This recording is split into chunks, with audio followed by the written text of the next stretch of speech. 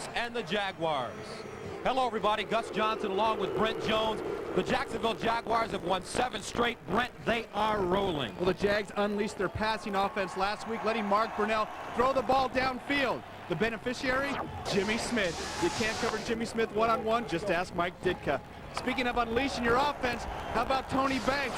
The Ravens took off the chains off their offense, started throwing the ball downfield, came in with a big game last week, looking to attack the Jags today. So it's the #1 defense against the #2 defense in the National Football League, coming up from Baltimore.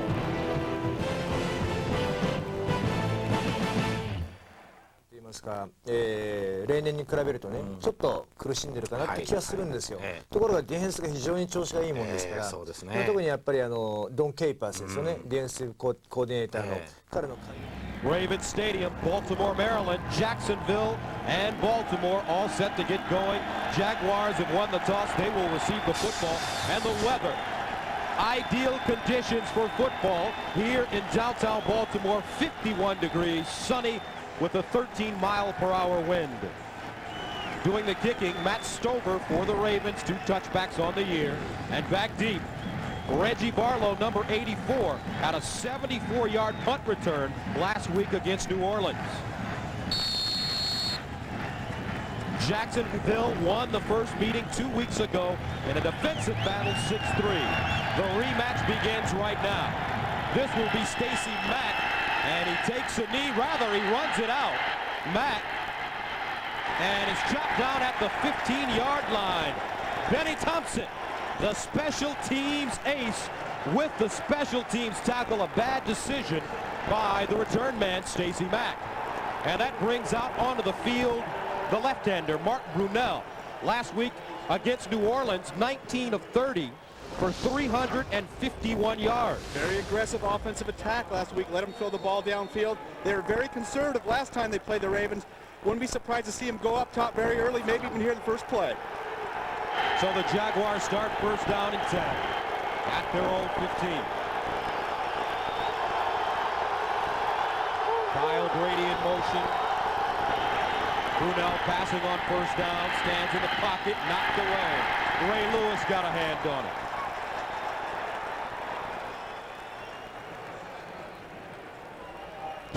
Offensively for the Jaguars, they're awesome up front, especially at tackle Boselli and Searcy, along with Coleman, Wade, and Uyghur.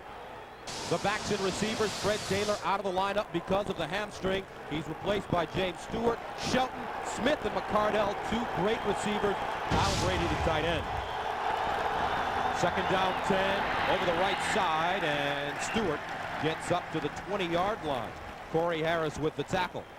The Baltimore defense, they are the #2 defense in the National Football League. Up front, Burnett, Webster, Siragusa, and Mike McCrary. The linebackers, Ray Lewis at only 24. He's the best in the NFL. Cornell Brown replaces Peter Boulware along with Sharper. And in the secondary, the corners, the youngest in the NFL, Jenkins and McAllister, Woodson, Herring are the safeties. Third down and 7. They need to get to the 24.5 for a first down. Brunell out of the shotgun. Peter Boulware in the lineup on third down. Brunell over the middle, and it's caught. First down at the 30-yard line.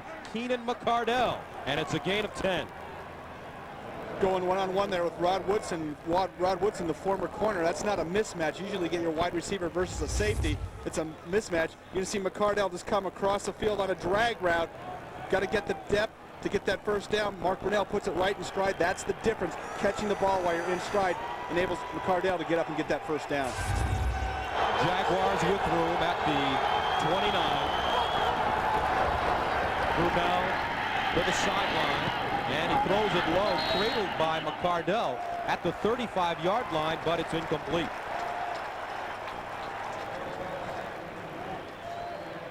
And the last time these two teams faced each other, Brent, you talked about Mark Brunell 2 weeks ago. He was 20 of 29, 118 yards passing. Yeah, they haven't been throwing the ball downfield as much, and I think part of that problem is he pulled a muscle there in his rib cage and had some trouble, some tenderness throwing the ball for the last 3 or 4 weeks, and it's really come around here in the last week or so, and you're going to see him being able to throw the ball further downfield.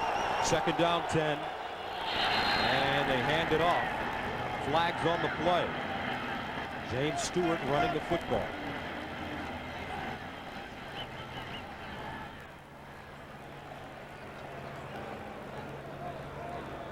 Prior to the snap, false start, offensive line, a 5-yard penalty, remains second down. Ron Winter, the referee today.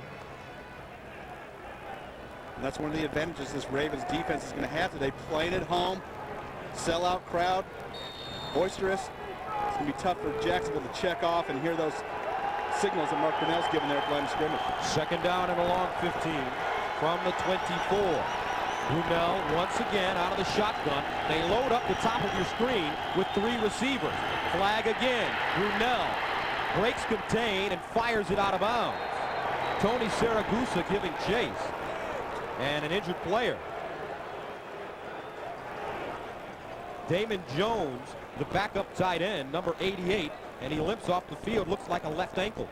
And I think Saragusa there just beat the snap count, and Damon Jones catches a lot of touchdowns for this Jags team. They're going to need him in that red zone.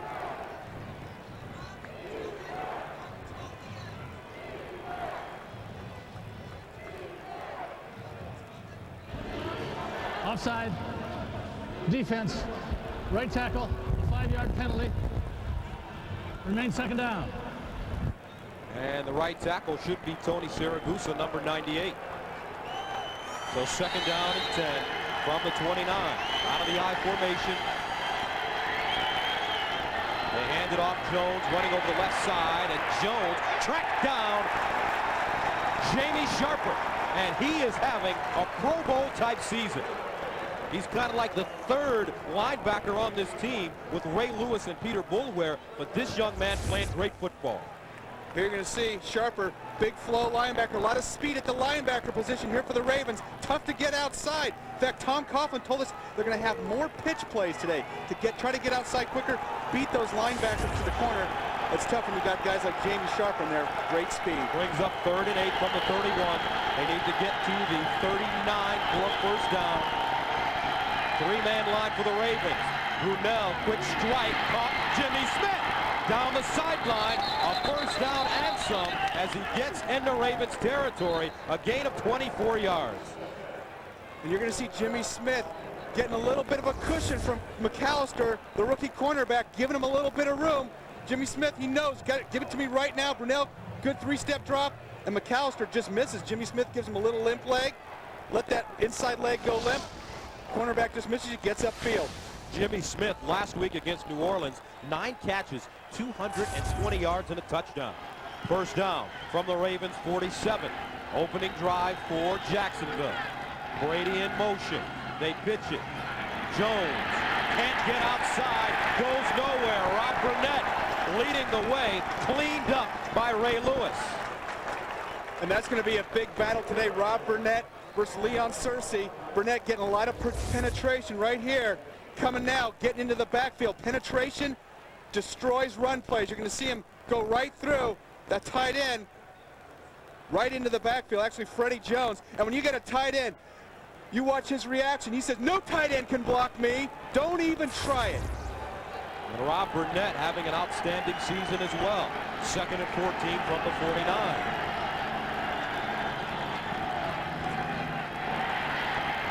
Underneath, and it's caught. Mark Brunell sprinting out and throwing a strike at the 38-yard line. Keenan McCardell with another catch. This time he gains 13 yards. And Gus, you saw Mark Brunell sprint out just a few yards to his left side. They're moving the pocket here. The Jacksonville Jaguars are here early. That's because last time they played this Ravens team, Ravens had 6 sacks, put a lot of pressure on Mark Brunell. He seemed to be throwing off his back foot all day. Right now, they wanted to get out to the fast start. You can see right there, Brunell 3 of 5, 46 yards. Having some confidence here in the passing game. Ravens defense gave up 31 points last week against Cincinnati in the win. 3rd and short from the 38. Here's Stewart. Slips down. He won't get it. Tackled at the 40-yard line. Saragusa in on the play.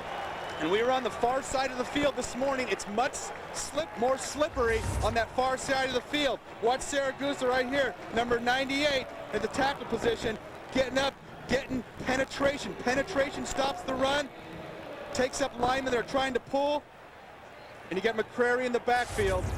And you know Mike McCrary's going to always penetrate. Brings on Brian Barker, who has 25 punts inside the 20-yard line this year. 3 off the team record. And this one, fair caught inside the 15, a 28-yard punt. So the Ravens start with their backs towards their own end zone. Standings in the AFC Central, Jacksonville with the best record, but Tennessee, they're right behind them. Titans are at Cleveland today. Pittsburgh at home today against Cincinnati. First down and 10 for Tony Banks and the Ravens from their own 13-yard line. Chuck Evans, the lone setback. Banks passing, double pump, down the sideline, caught! Qadri Ismail inside, picked up! What a play! Ravens have it at the 25. He lost it, got it back, gain of 62. Huge play for the Ravens. They spread the field the first play. 3 wide receivers, get the Jags in nickel coverage. Watch Tony Banks, 3-step drop, pump fake. Fernando Bryant bites on the fake. Qadri Ismail right by him. Now watch him again. Once you get beat, watch Bryant come up and have the savvy as a rookie to punch the ball. And Patrick Johnson right on top of it, picks it up. So here we go. Ravens pitch it. Aaron Brent cuts it inside and gets to the 25-yard line. And that's the kind of play that can fire up a Ravens team that feels like they can play with this Jacksonville Jaguars squad. And Gus, great savvy by Brent. Now right there, Beasley's got to fall on the ball. It sounds easy. It's tough when that ball's moving. And Patrick Johnson, that's a heck of a job. Hustling, coming across the field, picking up that ball. Eric Rett told us yesterday, as you take a look at Ismail, that this is the most important game in the franchise's history. Jaguars jump off sides. Tony Brackens. And you see Tony Banks using the hard count there.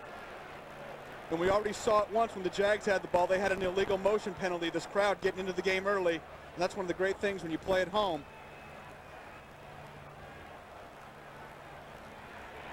And offsides against Jacksonville. Neutral zone infraction on the defense. Movement into the neutral zone caused the offense to false start. 5-yard penalty. Remains second down. And you see Tony Banks, one of the key stats right here, 4 touchdowns, only 2 interceptions. He's not forcing the ball, being a lot more mature back in the pocket, waiting for things to happen instead of trying to force them to happen. Banks 2-2 as a starter this year. Second down 4, back to pass, sets up the screen. He's got Rett. Rett breaks a tackle towards the end zone. Touchdown Baltimore.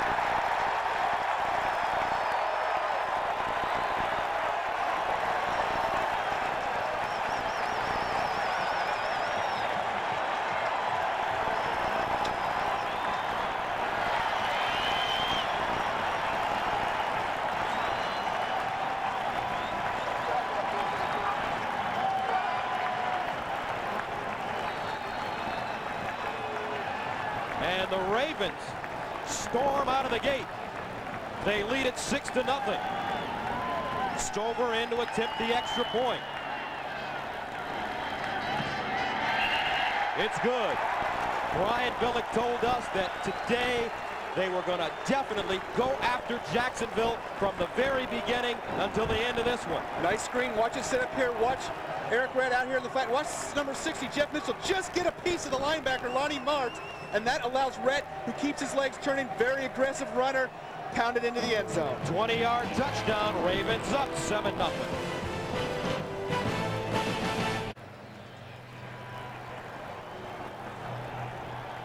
Watch the center, number 60 for the Ravens. Reach his hand back right here and catch the linebacker, Lonnie Martz. Just a great athletic move. That little piece, and Eric Redd's tough running right through Bryce Pop allows a big Ravens touchdown. And the Ravens send it away. Stacy Mack once again from the 2. Hops through the hole, flags all over the field. A return of 22 yards, and Billy Davis says that it's against Jacksonville. Yeah, Dave Thomas, number 41, basically tackled this guy coming down the field, and he's arguing. There's not a whole lot of argument there.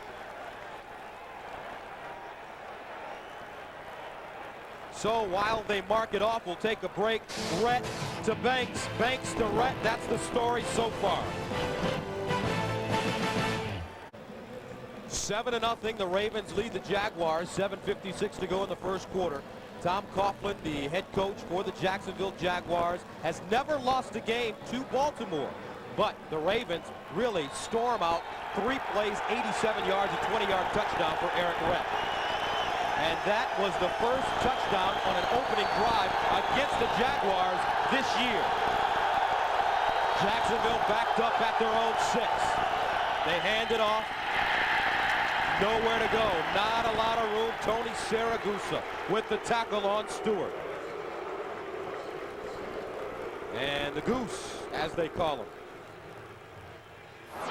The 2 top defenses in the NFL. And they are very close. Just 0.9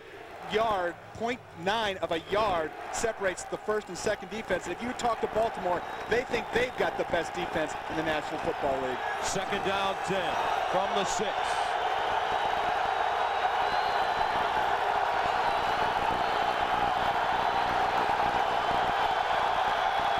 Brunell passing out of his end zone. Underneath, caught Jimmy Smith at the 20-yard line. First down, Jaguars. Kim Herring with the tackle, but it's a gain of 13 yards. Big completion for Jacksonville to get it out of there. And Mike McCrary, you're going to see him get pressure at the top of your screen. I think he slips on that black paint in the end zone. You're going to watch Smith come across the field. Brunell puts it right on the numbers. Big play, matchup versus Kim Herring. You're going to take that anytime. Here's Stewart with a big opening. Up to the 30, tumbles forward, chopped down by Chris McAllister, but he gained 9 yards on the play. And what's the difference, Brent, between the running of Fred Taylor and the running of James Stewart? Well, Fred Taylor's more of a cutback runner. He can explode and score from anywhere on the field. James Stewart, more of a slashing type runner. He needs some holes in there. There weren't any holes the first time these teams played. That was the biggest hole thus far. Second down and 1. Play action, Brunell in trouble, gets it off, pressured by number 99, Michael McCrary. Now let's check in with Jim Nantz in New York.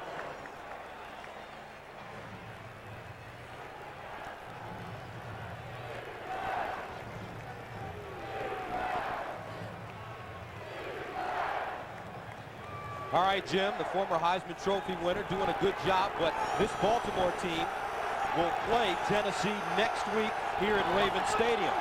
Third down and short. They need a yard. Stewart in motion out of the backfield. Brunell. Almost picked off. McAllister. And he can't believe it. And that was 6 points guaranteed right in the rookie's chest. Read the route, jumped it, perfect timing. And it goes back to Jacksonville, third and short, not having the confidence in its run game to get that 1 yard. They missed it there on the first drive. Watch 28, Chris McAllister right here. Reads Brunell's 3-step drop and just drives on the outside receiver. You can't ask for more than that.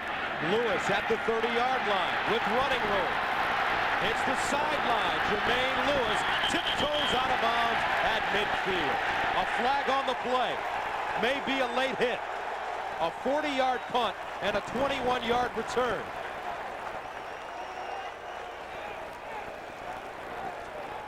Jermaine Lewis went to the Pro Bowl last year as a punt returner. And I think Stacey Max takes a shot at him out of bounds.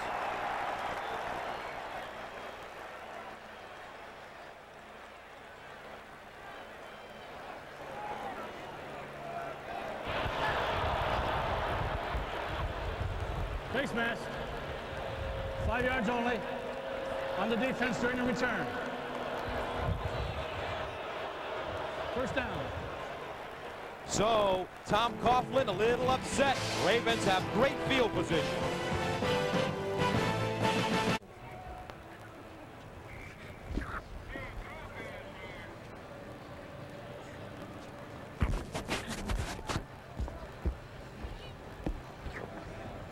crazy Raven. And Baltimore leads at 7-0. Gus Johnson, Brent Jones, beautiful day for football here in Baltimore, Maryland. And the Ravens have the momentum right now. And momentum is the key, especially when you have an offense that hasn't scored a lot of points this year, going against the #1 defense. A lot of confidence, a lot of ability now to take advantage of certain things since you've been aggressive early on. At the 45. Banks changing the play at the line of scrimmage. Banks wants to throw. Over the middle, caught Eric Rett. And he submarines to the 40-yard line. Lonnie Marks, the middle linebacker, with the tackle, a gain of 5. Offensively for Baltimore, Jonathan Ogden is the Pro Bowl left tackle. Mulatalo, the left guard, a rookie out of Arizona. Mitchell, Blackshear, and Lindsey. Backs and receivers, Eric Redd having an outstanding season. Chuck Evans, the fullback. Johnson, Ismail are the receivers. And Aaron Pierce, the former Giant, the tight end. 2nd and 5. Banks. Quick strike. Ismail turns it up. First down, Baltimore. Gain of 8. Defensively for the Jaguars, they have the #1 defense in the National Football League. Tony Bracken's the right end, having a Pro Bowl season. Payne, Walker, and Ronaldo Wynn. The linebackers, Kevin Hardy playing well, along with Martz and Bryce Pop.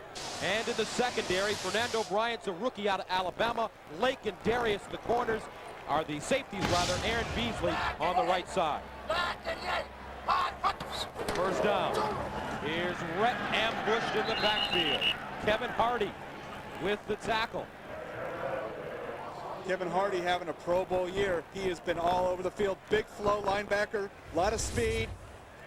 You're going to see him come across here. 9 here, 51.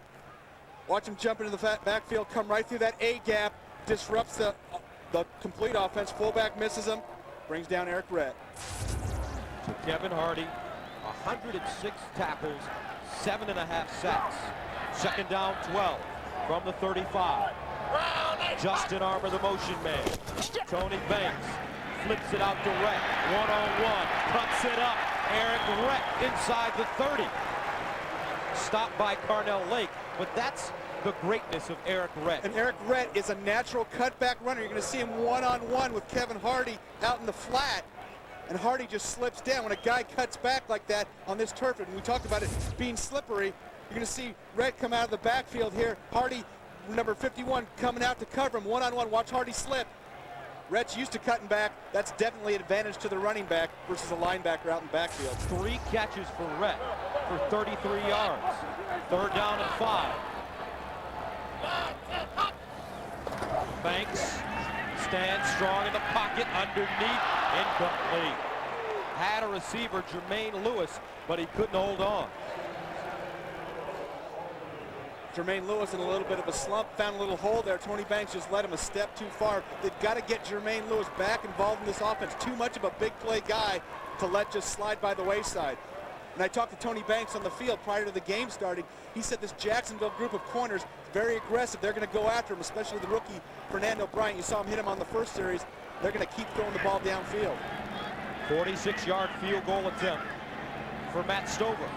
They got it down. It's up. And just good. 46-yard field goal. Tom Coughlin's team in a little hole here in Baltimore. 20-yard touchdown from the man on the left, Eric Rett. And the Ravens lead it now 10-0. Matt Stover, 46-yard field goal, 6 plays, 17 yards. Stover kicking off. Barlow and Mack back to... This time Reggie Barlow from the 15 with the seam. Barlow over the 30-yard line up to the 33. Abafemi Ayan Badejo with the tackle. Here's Jim Nantz in New York.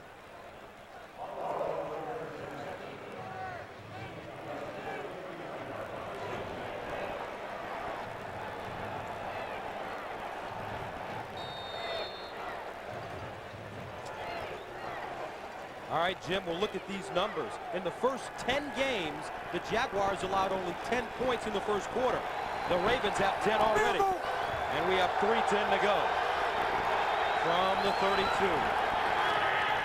Brunell Going down the field for McCardell. Broken up. The rookie again, Chris McAllister.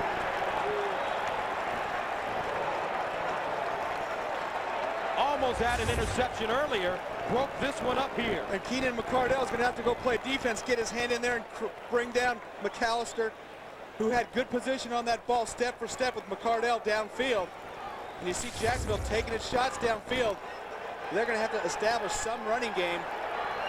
Chris McAllister, great athletic pedigree. His father James was an All-America at UCLA.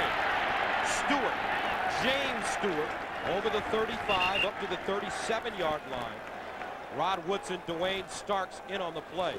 James McAllister, Chris's father, who's a personal trainer now in California. What an athlete his father was. Take a look. He was a UCLA All-America in 72-73. And he still holds the school's long jump record. Played for New England and Philadelphia in the National Football League. 3rd and 5 from the 37. Brunell under pressure. Gets it to Stewart. Incomplete. Threw it over his head. And the Ravens force the Jaguars to punt it away again. The big three were right back in there. Brunell facing pressure from McCrary, Burnett, Bulware. I'm just a little frustrated about not getting that ball out there a little sooner, a little more accurate. So Brian Barker, who had 8 punts inside the Ravens' 20-yard line in the first game 2 weeks ago. Punting, and Lewis fair catch signal at the 12-yard line. Flag on the play. 51-yard punt.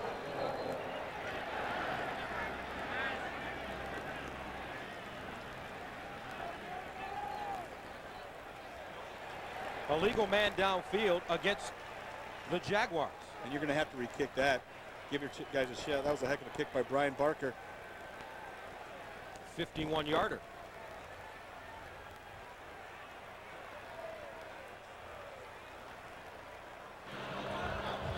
Number 26 of the offense, illegally downfield prior to the kick. 5-yard penalty. Repeat 4th down. And as a former special teams player, you hated a flag after you ran downfield 60 yards full speed. It takes a lot out of you, and you come back and have to do it again. Definitely advantage Jermaine Lewis. Renee Stewart got down the field a little quick, and they'll have to do it once again. This time Barker is backed up. He's standing at the 18-yard line. Jermaine Lewis back at the 27.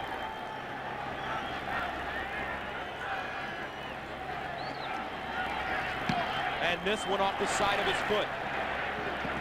Jermaine Lewis fair caught at the 31. A 35-yard line drive. Be watching that show, working off those calories. Yeah, I know, man. Kind of crowd in the booth today. I know. Sit next to you all year.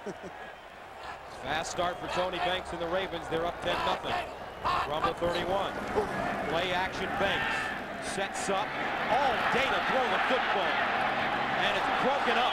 Aaron Beasley got a hand on it, but Tony Banks had an eternity to throw the ball. And that's going to be a big key to the game today. Protection for both teams.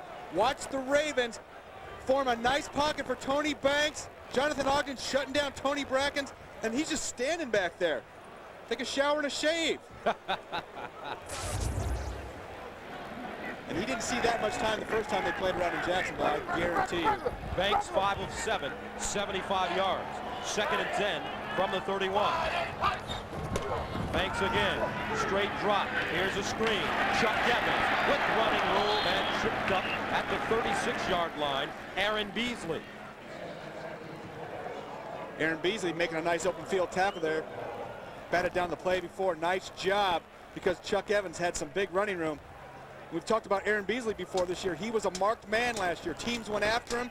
Really spent a lot of time getting his game together, working on his weaknesses this offseason. Came back a new player, very aggressive. Done a great job, especially in this man scheme. Dom Capers brought a lot of confidence to this Jacksonville defense. 3rd down 5 from the 36. They need to get to the 41. Banks on the play fake. block at the line of scrimmage. Incomplete.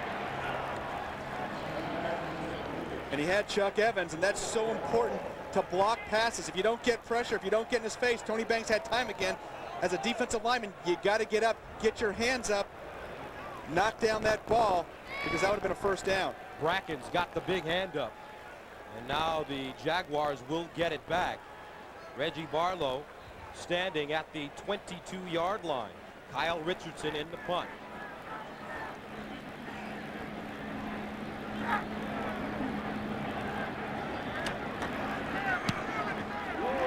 High, long kick. Barlow retreats to the 14. Barlow cuts it back. Fumbles the ball! Ravens have it.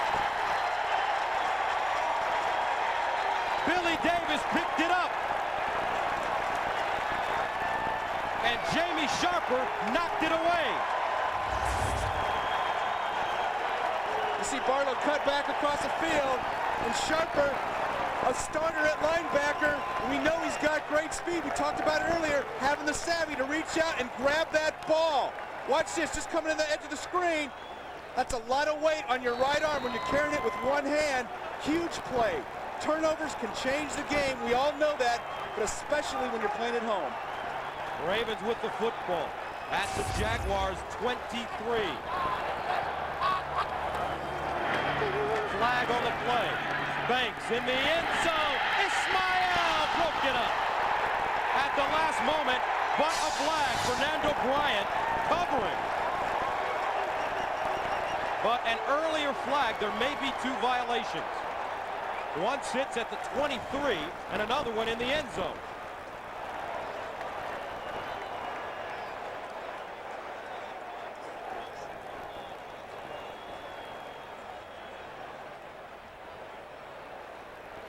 Trying to sort out these plays. We're going to hear it right now.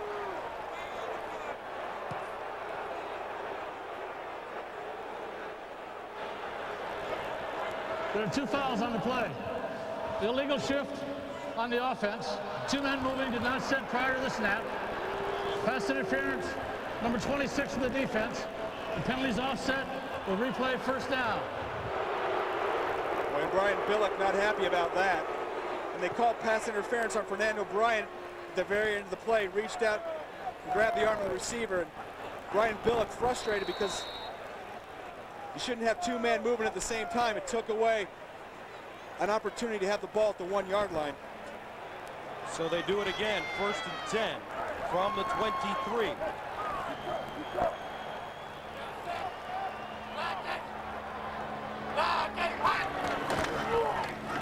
Chuck Evans. Chuck Evans down to the 10. 12-yard gain. And when you talk about power football, there's a perfect example. And when you talk about power football, you're talking about this Ravens offensive line. Watch the center and guard double team rub. Big hole. When you get a double team, Jeff Mitchell once again putting his guy out there. And Chuck Evans just pounding the hole right now. He's a big load. He gets a full head of steam. It's tough to bring him down. Offensive line had a tough day in Cincinnati last week. They've come out firing off the ball today. From the 11. Evans again. And Evans spins and is down inside the 10-yard line. Gary Walker, the Jaguars' big free agent acquisition from Tennessee, with the tackle. And it's funny because when we had this game 2 weeks ago, both defenses stepped up and had huge games. So that's the end of the first quarter of play with the score. The Ravens on top of the NFL's #1 team, 10-0. We'll return to Baltimore right after this message.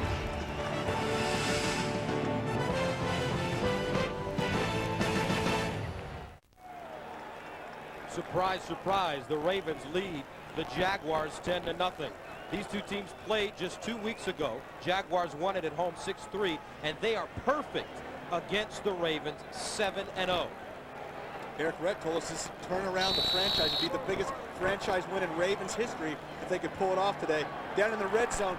Got a great mismatch with Justin Armour, big 6'4" wide receiver. They like to go to him in these type of situations. He's in motion right now. Second down 9 from the 10. Banks sprinting out. Tony Banks.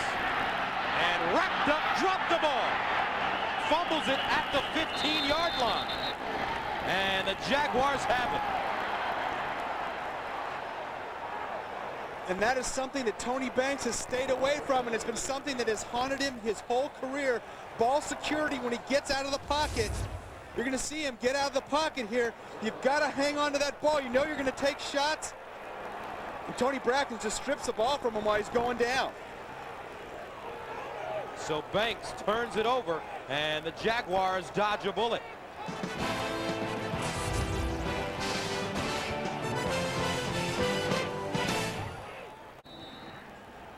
You're going to see the Ravens roll Tony Banks out to the right side. Jacksonville covers up the wide receivers. He goes to pull it down. Brackens tackles him, and Tony Banks tries to spin out of it. Brackens just strips the ball.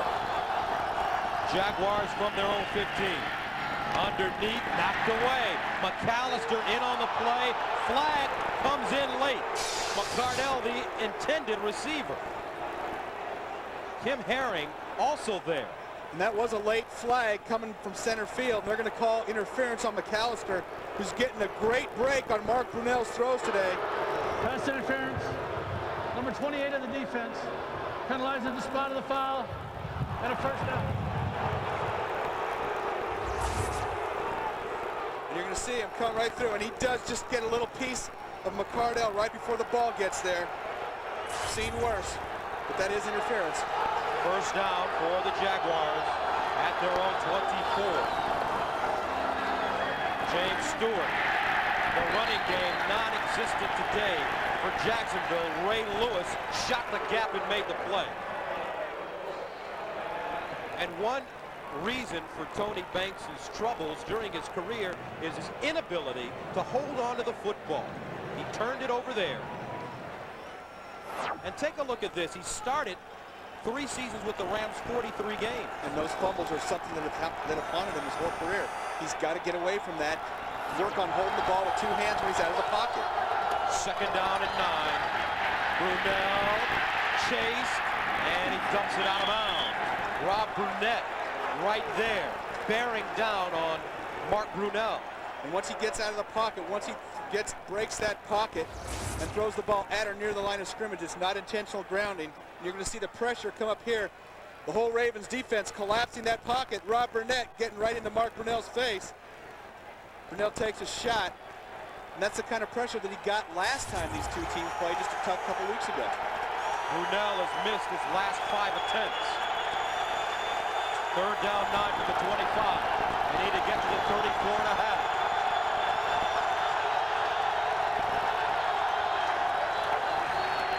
Brunell down the seam, caught. Brady. Kyle Brady gets to midfield. Kim Herring with the tackle, but he picks up 24 yards. And you're going to see Mark Brunell have time. The pocket forms this time. Watch him be able to step up and step into the throw. Kyle Brady coming across the middle, the big tight end. Brunell puts it right on him. Now watch this. Boom! Right over Kim Herring. Kim Herring says, I'm just going to grab onto an ankle. That's the only way you can tackle a 275-pound monster rumbling down the field. Kyle Brady, the former New York Jet, says he'd like to catch more balls, but he played collegiately for Joe Paterno, and he understands the team game. And when Brunell can find him, he'll take it. From the 49. Brunell caught again. This time at the 35-yard line. Jimmy Smith, a gain of 16. And the middle of the field, a little soft now for the Ravens. Yeah, you know, and it's really about the pressure. We talked early on about the pressure is going to be key. Pass protection. Mark Brunell, when that pocket forms and he has time to step up and step into his throws, he's one of the best in the league. He's got 2 great wide receivers outside and an emerging tight end, Kyle Brady. The Ravens got to continue to pressure Mark Brunell with that blitz scheme. 3 receiver package from the 34. Brunell, sideline, Smith, nice fingertip catch, out of bounds at the 25. And And you see the Ravens play a softer zone here the last 4 or 5 plays, called up that blitz after they got Brunell out of the pocket here 4 plays ago. We've talked about Mark Brunell having time to step up and step into the throws. Got a couple of all-pro wide receivers. Jimmy Smith, one of them. Nice footwork there, keeping both feet in before he gets out of bounds. So Jimmy Smith, 4 catches, 64 yards.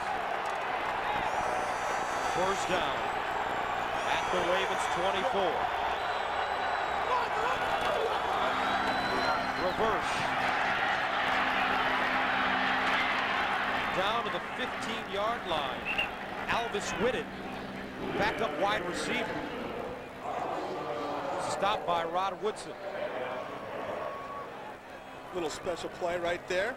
Alvis Whitted doing a nice job, breaking it back in, little cutback, getting upfield. This is just a huge drive for Jacksonville. They were facing being down 17-0 prior to that Tony Banks fumble on the road.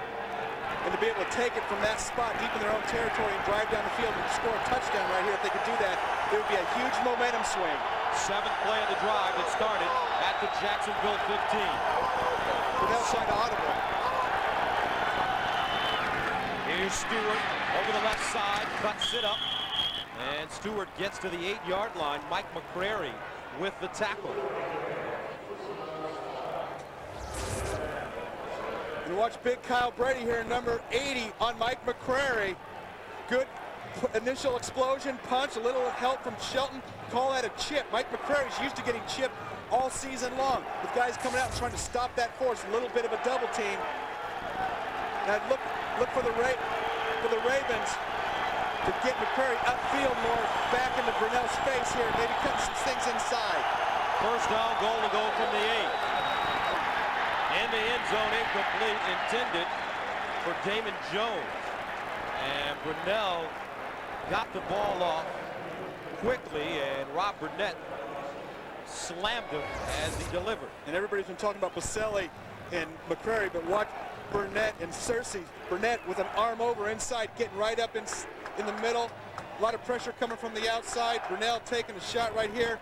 Kevin Hardy, Cornell Brown actually getting in there.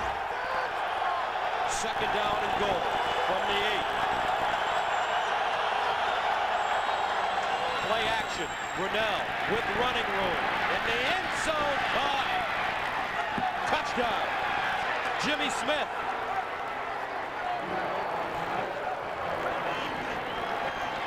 And the Jaguars claw their way back. And that's a huge momentum swing. Jacksonville gives them some confidence.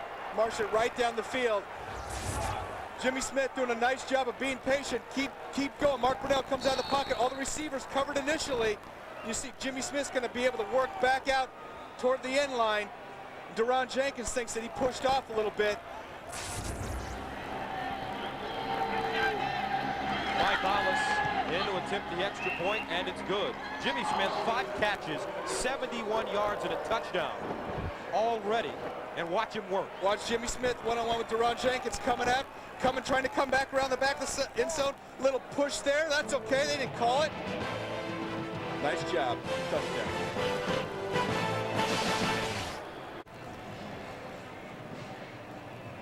(10-7), the Ravens lead the Jaguars, the Inner Harbor here in Baltimore.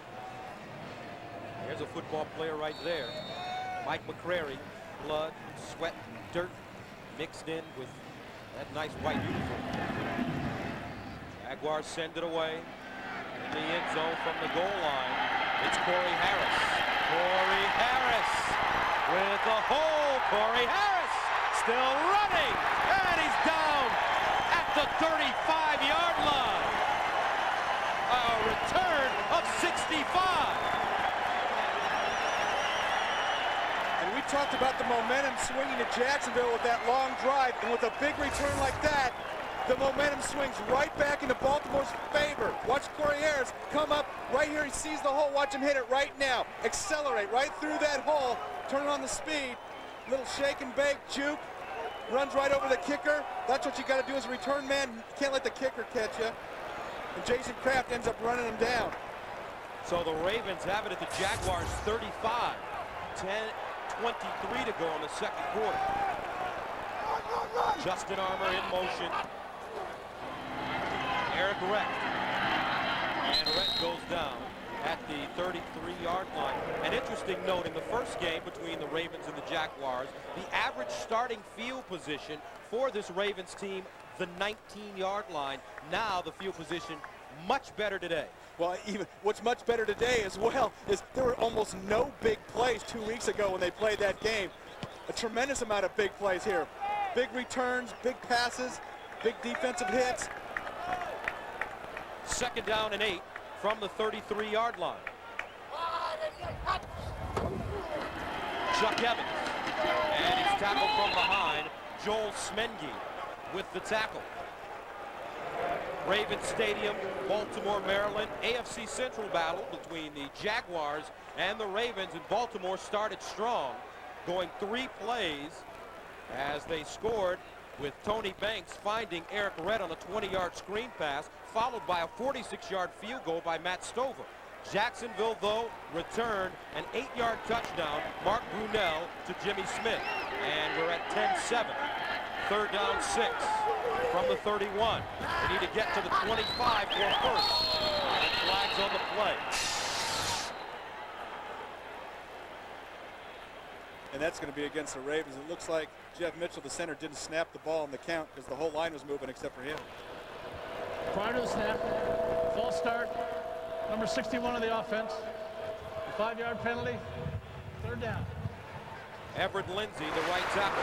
Monday on CBS, it's an all-new night of comedy, beginning with the King of Queens, followed by an all-new Ladies' Man. Then Monday's #1 comedy, Everybody Loves Raymond, and an all-new Becker, plus the new hit drama Family Law, Monday on CBS.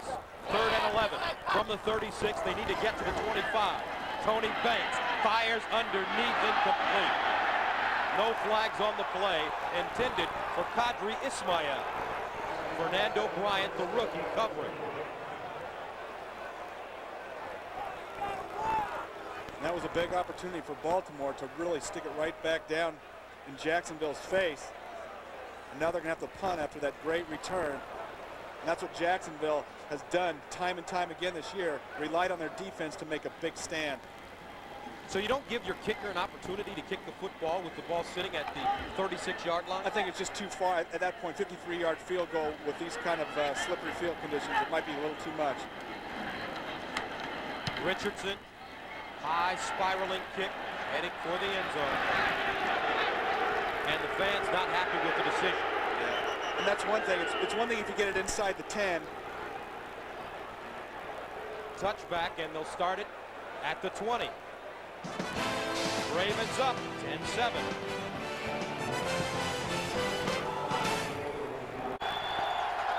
Jaguars with the ball at their own 20. Brunell audibly.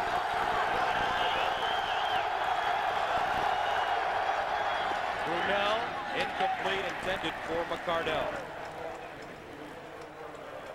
Brian Billick elected not to go for that field goal. Would have been a 53-yard field goal. Matt Stover kicked a 50-yarder last week to win the game at the end of the game versus Cincinnati. This is a game about field position. It's a 50-50 shot over 50 yards, and Brian Billick didn't want to give the Jags the ball at the 43-yard line because Matt Stover can make that field goal. 2nd down and 10 from the 20.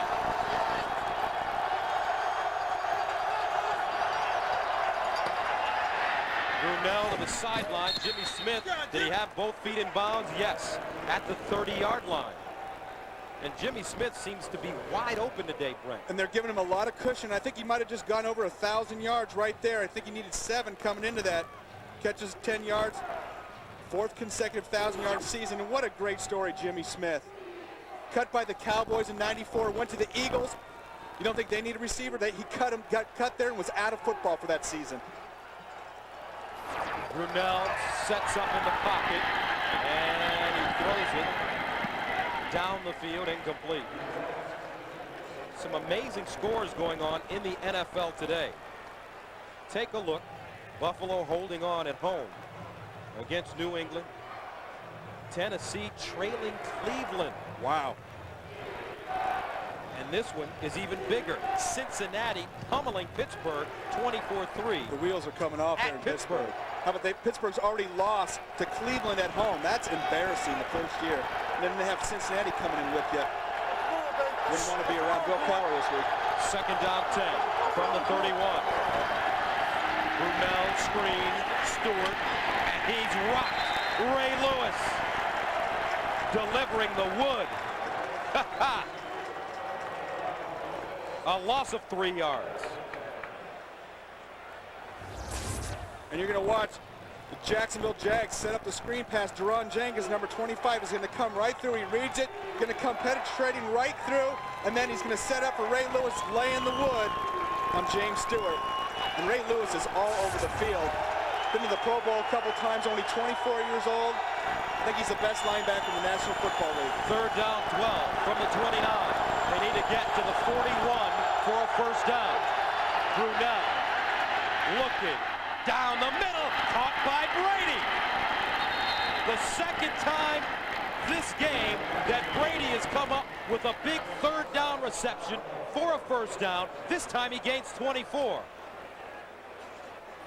And that's what happens when you got great wide receivers. Watch Kyle Brady. He's going to come up, find the middle of the field. They're leaving it open in the zone, taking a double zone out to the wide receivers. You can see the big hole right now. As a tight end, you just got to find that hole, sit in it, square your shoulders up to the quarterback, just like Kyle Brady does. Here's Stewart running over the right side. He's ambushed. Kyle Brady, 2 catches, 48 yards, and what a nice young man. We talked to him yesterday, and he told us, hey, I could complain, but I like the team attitude and atmosphere here in Jacksonville. And coming over from a Bill Parcells coach team to a Bill Parcells descendant, Tom Coughlin, very, very similar in the way that they approach things, very disciplined. He said even Tom Coughlin was surprising, even more attention to detail than Bill Parcells. He's used to that style of system, especially coming from Joe Paterno in college. From Harrisburg, Pennsylvania, about an hour and a half, 2 hours from Baltimore. Second and 10 from the 47. Brunell got it away. McCardell slips incomplete. Jenkins beaten on the play. And Brunell almost made a perfect throw under duress. He was under a lot of duress. You're going to see Keenan McCardell just have his feet slip right from under him. He was bearing down on that ball. Talk about bearing down on somebody. Mark Brunell taking a shot. And you were on the field earlier, as you usually are, kicking field goals. What's the field condition It's like? very slippery right down there right now. And Jacksonville slipped more than Baltimore. Baltimore being their home stadium, they have longer cleats. They know they have the idea of what to expect out there. It's hurt the Jags. Third down 10 from the 47. And somebody on the Jaguars line moved. I believe it was Kyle Brady.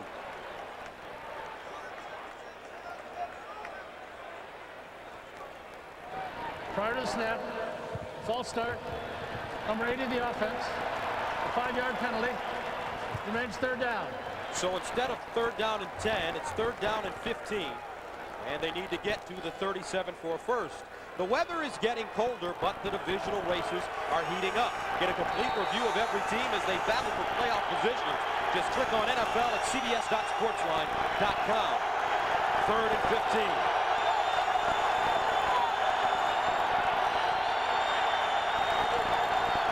Here comes a blitz. Picked up. Brunell under pressure. Brunell. Mark Brunell goes down. Peter Boulware playing with one arm tied behind his back, and he comes up with the tackle.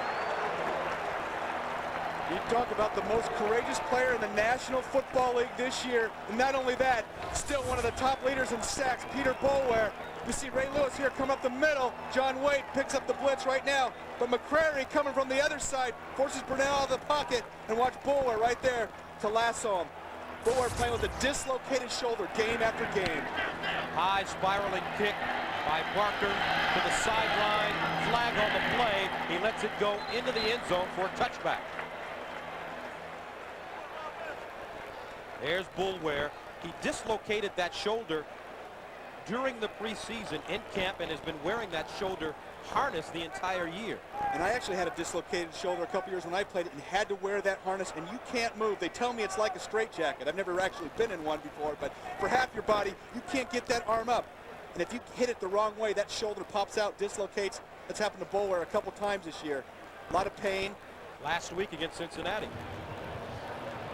There is no infraction on the play as the ball had been kicked prior to the infraction. The result of the play is a touchback. First down. So the Ravens will start from the 20-yard line. They lead the Jaguars 10-7.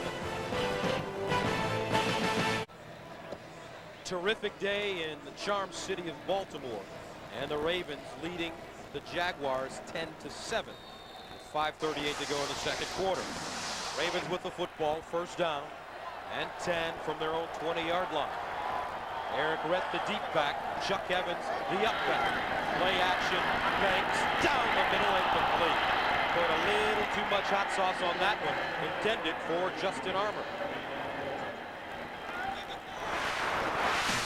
Don't forget, coming up, the season premiere NCAA basketball as number 10 Kentucky takes on the Indiana Hoosiers.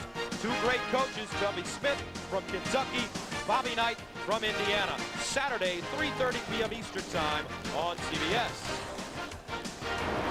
Big win for Indiana earlier this week. They knocked off Temple, ranked in the top 5. Second and 10 from the 30. Evans. Chuck Evans lowers his head and is close to the first down. Chuck Evans. We've seen Chuck Evans run to that left side where they got big Jonathan Ogden out there leading the way. See a lot of push, big hole. Chuck Evans with a full head of steam. We talked about it earlier. Tough to bring down. In second and 10, you don't expect to pick up a first down running the ball, but that's exactly what the Ravens just did. Played collegiately at Clark Atlanta University in the SIAC.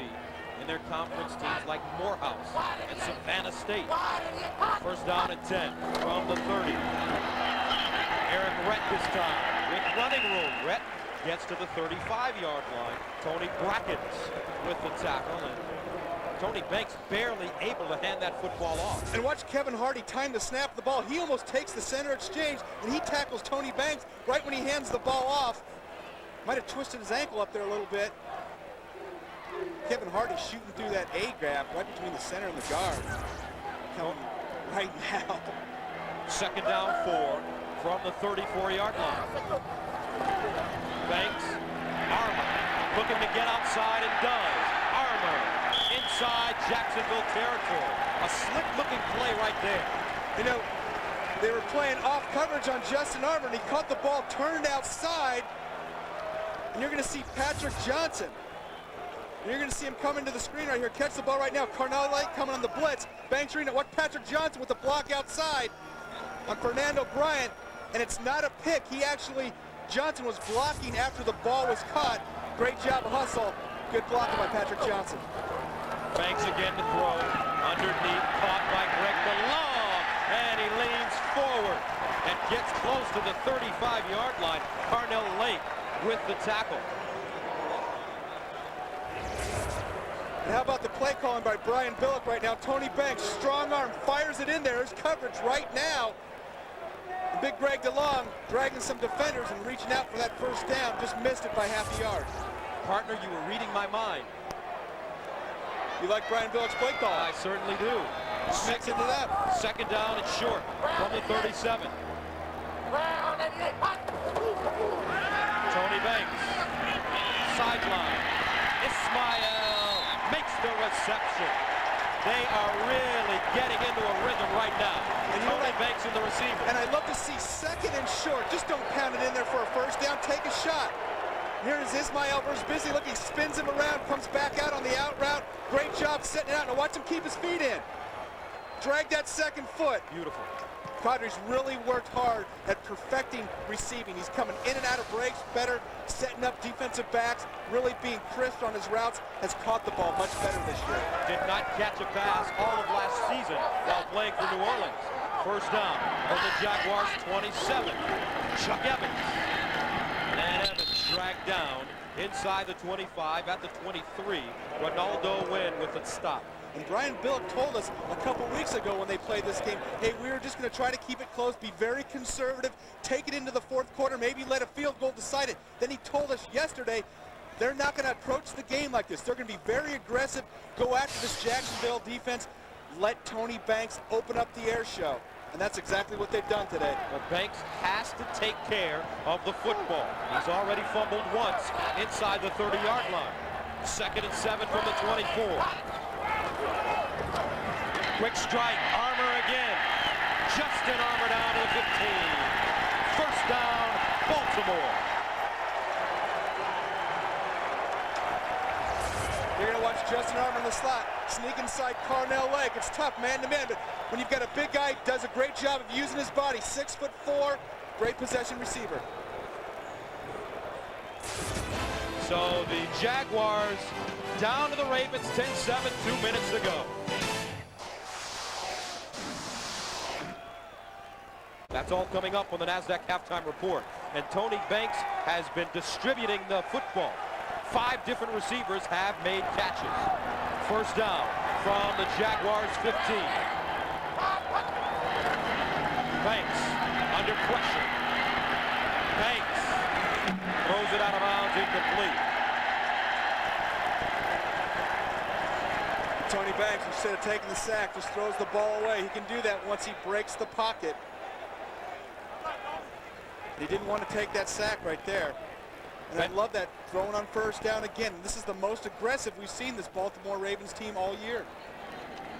10 of 16, 126 yards, including that 20-yard touchdown pass to Eric Rhett. 2nd and 10.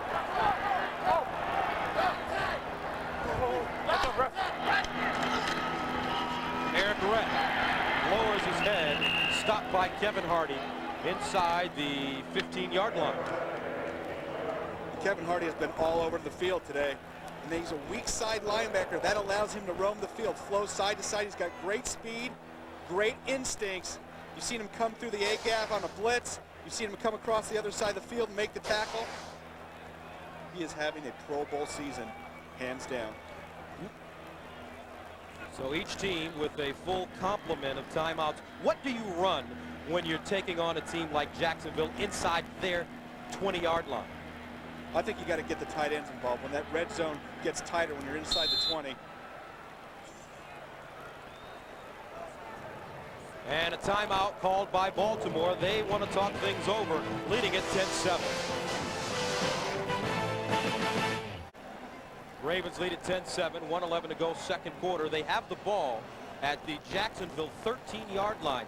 Get into Brian Billick's head right now. What do you run down here? Well, it's tough to get a lot of stretch from your wide receivers, and so you got to get your inside guys, the slot guys or the tight end involved, getting matchup maybe one-on-one versus a linebacker or safety.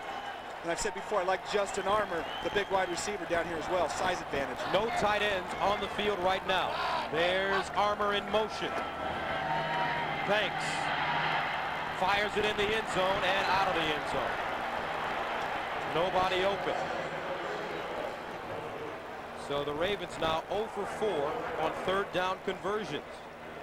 But a wise decision by Tony Banks, refusing to turn the ball over. Now they'll have a chance to go for 3 points. And that's been one of the big things for Tony Banks, the maturity level here the last 3 or 4 weeks. We've seen him. Don't try to force the ball in there, make a bad throw, leading to an interception. Take the 3 points, go into the locker room at halftime ahead. Stover in to attempt a 31-yard field goal. It's good. A minute to go in the second quarter, and the Ravens take a 13-7 lead over Jacksonville. Coming up in the second half of today's doubleheader, Bill Parcells' resurgent Jets battle Peyton Manning and the 8-2 Indianapolis Colts. That's next on CBS. Peyton Manning, my NFL MVP so far. Now, that's nice that you took Peyton under your wing. I'm sticking with Kurt Warner and the Rams, though. But it'll be pretty close, I'm sure. Think so? Here's the drive for the Ravens. 12 plays, 67 yards, very impressive. Matt Stover with the 31-yard field goal. That's another thing we haven't seen Baltimore do this year is sustain drives. And it just speaks to how impressive Eric Red has been. They really hadn't had much of a passing game. They played 8-man in the box all year. Red's got to go ahead and get his yards versus G that virtually hasn't had a passing game. Ravens send it away. Barlow from the 4. And Reggie Barlow runs into one of his teammates and is downed at the 26-yard line. Return of 20 yards. Coming up on the NASDAQ halftime report, Jim, Craig, Randy, and Jerry will get you caught up on all the scores and highlights. Plus, Greg Gumbel and Phil Simms will have a report on the Jets and the Indianapolis game. That's all coming up on the NASDAQ halftime report. And the Jets with a nice young quarterback getting the job done for him in New York. Ray Lucas doing the job, and it's be interesting to see if he can handle it down the stretch.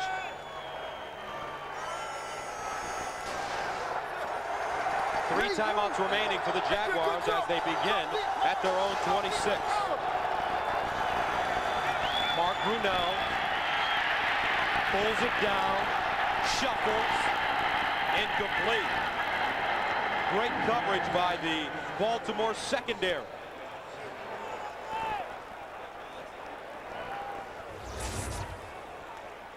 Watch the coverage. You got 3 wide receivers. Watch the blanket that the Baltimore Ravens defense. Look at, they're all covered. Here's the receivers. 1, 2, 3. Coverage. Cover underneath right here as well. There's nobody to throw it to. Plus Brunell, Mark Brunell out of the pocket. When you go the opposite way, he's a left-hander. It's tough to throw back across the field. 2nd and 10 from the 26. Brunell dumps it off at the 30-yard line. Corey Harris with the tackle. Stewart out of the backfield with the catch as he gains 5. 40 seconds and counting. And the Jaguars decide to call timeout.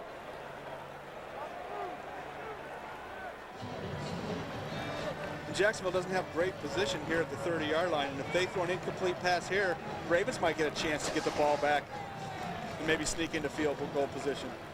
Minnesota dismantling the San Diego Chargers at home today, 28-7. So much for that upset. It was 7-0 San Diego. And how about Washington leading Philadelphia at home? Eagles beat the Redskins during their last meeting. Kerry Collins getting the start for the Giants today as they face Arizona at the Meadowlands. St. Louis rolling over New Orleans. 3rd down and 5 from the 31-yard line for the Jaguars. They need to get to the 36. They're 4 of 8 on 3rd down conversions.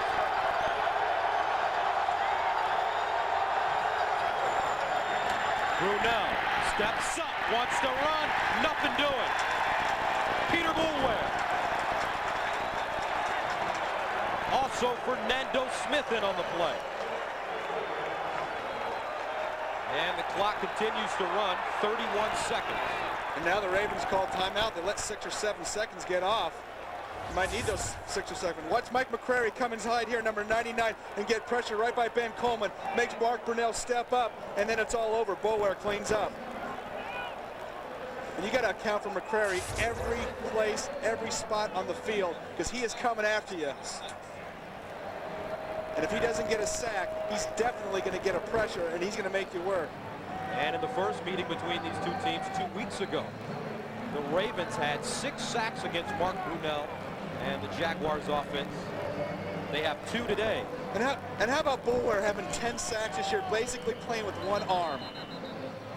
And we talked about how courageous he is. I think he's having a Pro Bowl year as well. In fact, if you put all these linebackers for the Baltimore Ravens in the Pro Bowl, including Jamie Sharper, I wouldn't blink an eye. They are playing spectacular. Jermaine Lewis back deep at the 27. Needs a good return here. 33 seconds to go. 5th punt of the game for Brian Barker. This one low, a line drive. He'll have a chance to return it at the 15. Lewis. And Jermaine Lewis is tackled at the 28. 55-yard punt, 11-yard return.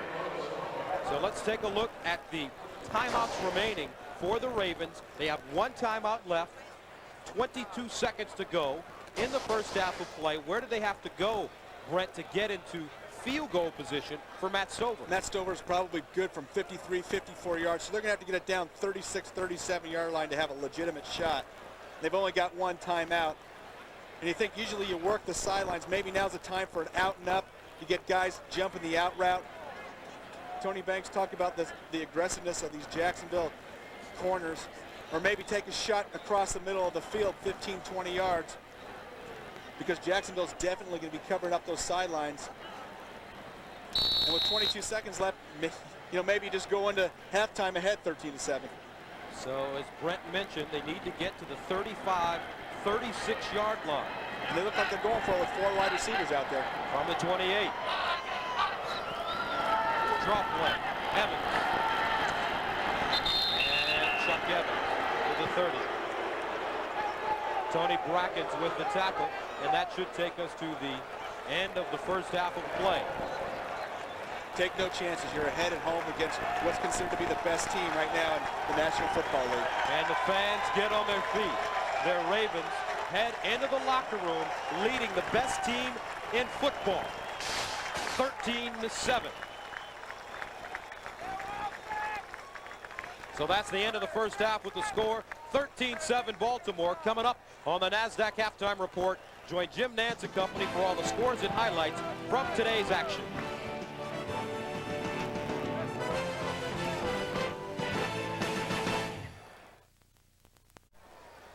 Welcome back to Baltimore. The Ravens lead at 13-7. Gus Johnson and Brent Jones with you. Very interesting first half, especially for the Ravens. Well, everybody expects Jacksonville's offense to come out and show up, but Baltimore's been very conservative this year, and they had a very aggressive play calling, went after Jacksonville's defense, really surprised them, I think, in the first half. You see Eric Brent making a nice catch here on a screen pass, running right through Bryce Kopp. Nice block by center Jeff Mitchell. Brent in the open field. Can't stop him. But down 10-zip. Here comes Jacksonville. Big turnover. Jacksonville drives the length of the field. Jimmy Smith, nobody's been able to stop him all year. So Jimmy Smith with a touchdown catch. What does Tom Coughlin have to do to get his offense going a little bit better? Well, you know, he's challenged this offensive line. He told us earlier this week that they got whipped the first time around. And when you say you got whipped, as a player, that's one of the worst things you can say. So I know this offensive line is being challenged. They've got to get some yards running the ball. They can't just sit back and throw. And let's take a look at the statistics from the first half of play. Pretty even, Brent. Pretty even across the board. I thought the big turning point, the Ravens were driving, had the ball inside the 20. Tony Banks fumbled the ball. They had an opportunity to go up 17-0. Would have been a tough hole for Jacksonville to crawl out of on the road. And Tony Banks throwing in the first half of play, 121 yards. I also thought the play calling by Brian Billick, excellent. And I really think that speaks to his confidence in Tony Banks. It didn't let him take the reins off the offense here. The first 2 or 3 weeks, Tony Banks was the quarterback. In the last couple, he said, we're going to be more aggressive. We're going to give Tony more chance to audible, throw the ball down the field. And Tony Banks has really been able to handle that. He's really matured a lot here in the last couple weeks as a quarterback. Ravens will get the football to begin the second half of play. Steve Lindsey kicking it off. Line drive kick. Takes a bounce, heads into the end zone. Picked up. And Chris McAllister, back returning kicks, takes a knee. Ravens Stadium, Baltimore, Maryland. Ravens with 4 wins on the season. Jacksonville, they've won 7 straight games, rather. And take a look at the first half possessions. And those early points were key for Baltimore. They haven't really displayed much of a catch-up offense this year. And so for them to jump out early gave them a great deal of confidence, and it's let their defense play with a lead. They haven't done that a lot this year either. First down and 10 from the 20. And the Ravens start without their starting tight end, Aaron Pierce. He has an Achilles strain. Greg DeLong takes his place. Here's Eric Rhett turning it up, and Rhett gets to the 25-yard line, stopped by Ronaldo Wen. 2 tight ends already out of the lineup. Last week, A.J. Afadale, who started for the Ravens, injured his knee. He didn't dress today.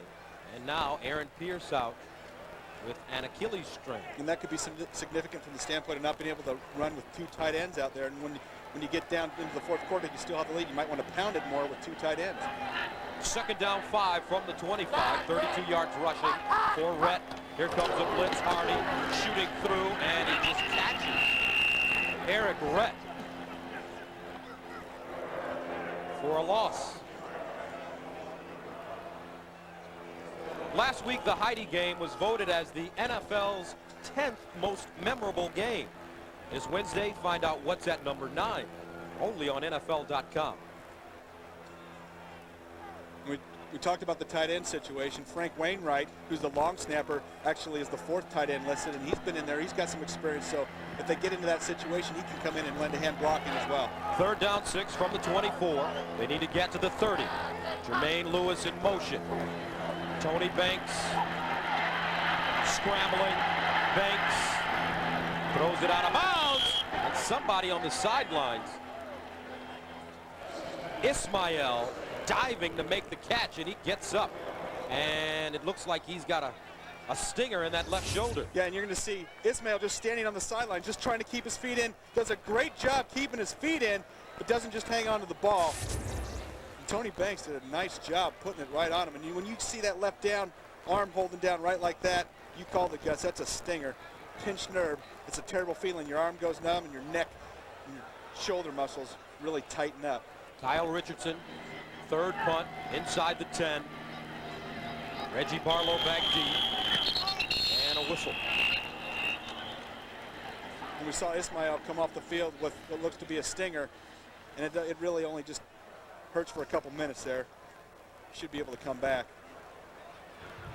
Prior to the snap, false start, number 50 of the offense, 5-yard penalty, remains 4th down. There's Qadri Ismail on the sidelines. Just kind of hunching over. It burns and it stings for a few minutes. And then amazingly, it kind of goes away. Having a great game, 3 catches, 53 yards. Richardson stands at the 5. Good snap. Wobbly kick. Barlow. Fair caught at the 38-yard line, 43-yard punt. 13:20 to go, third quarter of play, and the Ravens lead it 13-7.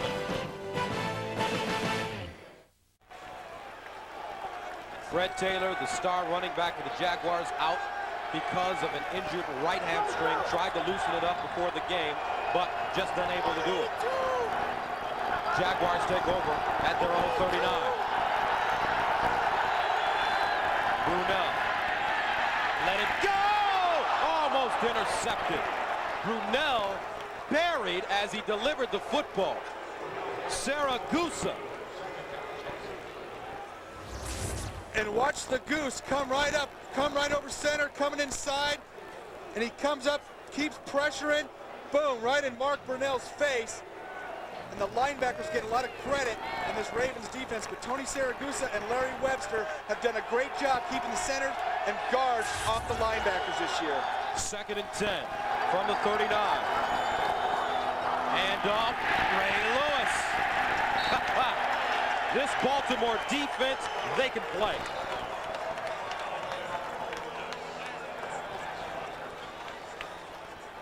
And this defense has carried this Baltimore team all year. You're going to see Ray Lewis shoot the A-gap. There's nobody there. Leon Searcy coming around, pulling, misses him. Lewis just gets the jump. And he's listening for the crowd, and they're screaming. Gives him a little salute as well. They lost 4 yards on the play. 3rd and 14 from the 35. They need to get to the 49. Brunell over the middle, wide open. McCardell, first down. And there is a problem, Brent, in the middle of the field for the Ravens defense. That's the 3rd time during this game that they've needed a long 3rd down conversion and gotten it by going over the middle. And it's one thing to have the big tight end Kyle Brady coming across the middle, but a wide receiver on 3rd and long, you've got to be able to cover Keenan McCardell coming across the middle of the field. Zone coverage, nobody home. Linebackers got to be responsible for that drop. There's got to be a safety back there as well. From the 43, play action, Brunell flushed out of the pocket, delivers, Brady all alone, standing at the 30-yard line. Jamie Sharper with the tackle. And we just talked about the middle of the field, and I watched Kyle Brady on his route, ran a crossing route, sat in the middle of the zone. There was nobody there. In fact, it even took a minute for Mark Brunell to see him. Watch him come here from the right side. Going to come out here, just throttle down right in the middle of the field. Watch him turn and get his hands around. He's waiting for Mark Brunell to throw the ball. He's ready right now. Has to wait a couple of seconds. Hey, Mark, look at me. Throw it. Brady, 3 catches, 62 yards. A career high. First down and 10 from the 29-yard line. Brunell again to the sideline. And Jimmy Smith, a rare drop. You don't see that too often by Smith. And he was standing right in front of Jamie Sharper and Deron Jenkins. And that is a rare drop. Right there on the sideline, thinking about getting his feet in and just forgets to catch the ball. And something just as rare as a Jimmy Smith drop is Jimmy Smith getting single coverage out there. You saw Mark Brunell change the play at the line of scrimmage. You looked over and saw Jimmy Smith singled up with Deron Jenkins. He said, we got to take that every time we get it. And the numbers on Mark Brunell, closing in on 200 yards. Play clock winding down. It's at 4. They get it off. Brunell over the middle again. McCardell bobbles it and makes the catch. Almost decapitated by Ray Lewis. You've got to have some courage to come across that middle as a receiver at 5 yards, because you know Ray Lewis, if he's not blitzing, he's going to be right there looking to ring you up. And the tandem of Keenan McCardell and Jimmy Smith, who they refer to as Thunder and Lightning, look at what they've done. #1 in receiving and yards in the NFL since '96.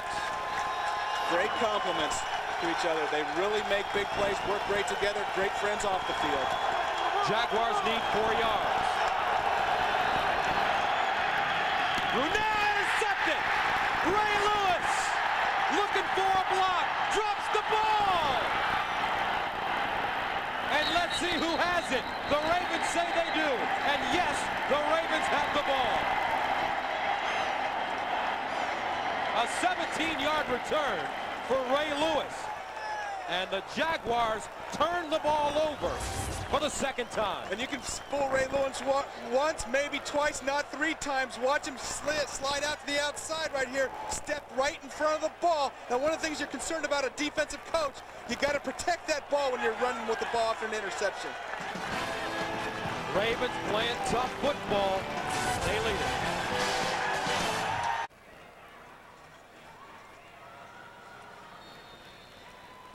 Let's play some defense on the field with Ray Lewis. Watch him take the initial drop, then see Mark Brunell looking over here, and he comes flying right across, reacting to Brunell's look, and his eyes, steps right in front of Reggie Barlow, and he's off to the races. 6 career interceptions for Lewis. Now Tony Banks. Banks in trouble, and he's sacked. Flag on the play. Gary Walker finally got to him. First sack of the day given up by the Ravens offensive line. Here's Big Gary.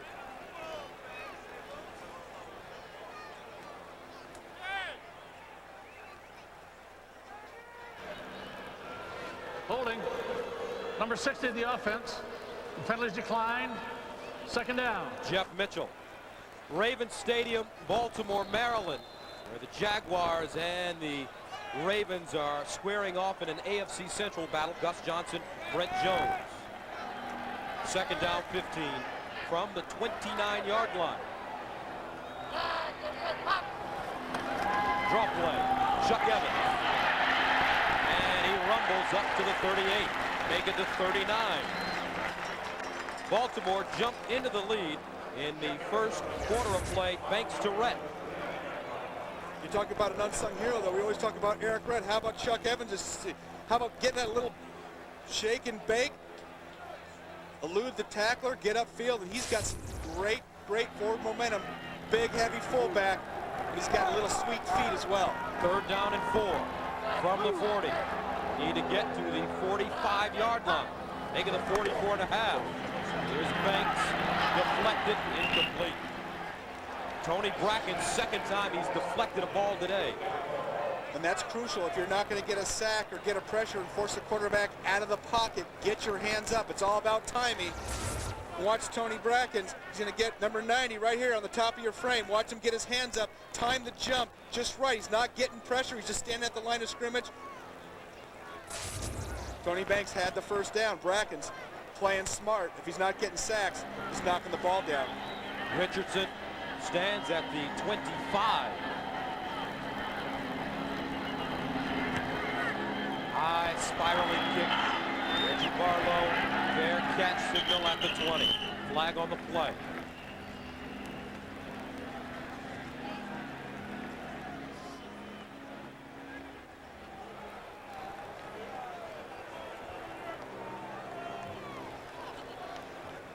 A holding penalty against the Ravens.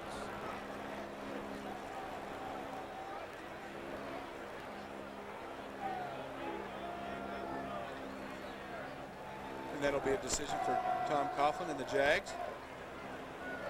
I think they might elect to have him kick it again.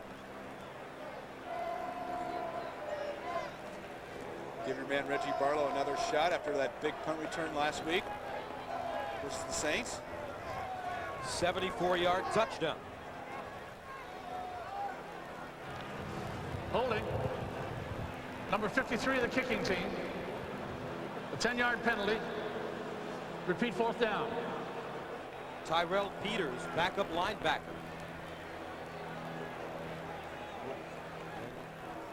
Don't forget that the Jaguars blocked a punt against the Ravens 2 weeks ago. They blocked a punt the last time these two teams met in Baltimore last season.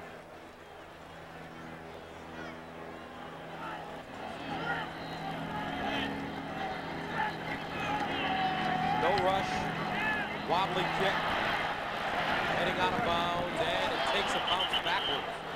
Not a very good punt for Kyle Richardson. And as a result of the penalty, the Jaguars pick up 20 yards on the 29-yard punt. 1 special night. First down from the 41. Brunell pump fake. Brady, and he's checked down at the 44-yard line. Deron Jenkins, and Brady down hurt.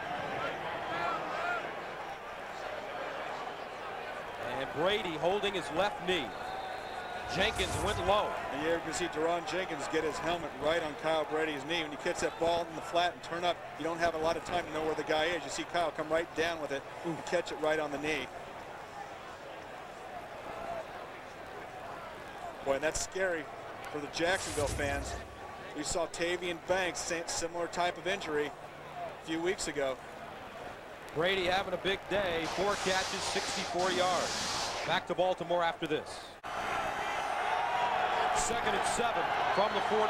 Kyle Brady escorted off the field. Here's Stewart, and he's wrapped up and taken down by Mike McCrary. Kyle Brady being tended to. Great game for him today. 4 catches, 64 yards. Yeah, it was great to see him get some pressure on that leg coming off the field. When you're up in the air, you can't protect yourself. Right in his left knee, his foot hits the ground. Deron Jenkins comes through and puts his helmet right on it. You're going to see when you're extended like that, you can't do anything about it. Just take the hit. 3rd down and 8 from the 43. They need to get to the 49 of Baltimore for a first down. McCardell, the motion man. Brunell caught and out of bounds. Reggie Barlow with the catch, and he gets the first down, gaining 11. Needed 8. Mark Brunell just jumping back to pass, 3-step drop, sees Reggie Barlow coming out into the open, running a nice out route. Reggie Barlow's a guy that really has had to step up the last couple of weeks with Tavian Banks, their big 3rd down receiver, out for the season with an ACL injury. First down from the 46.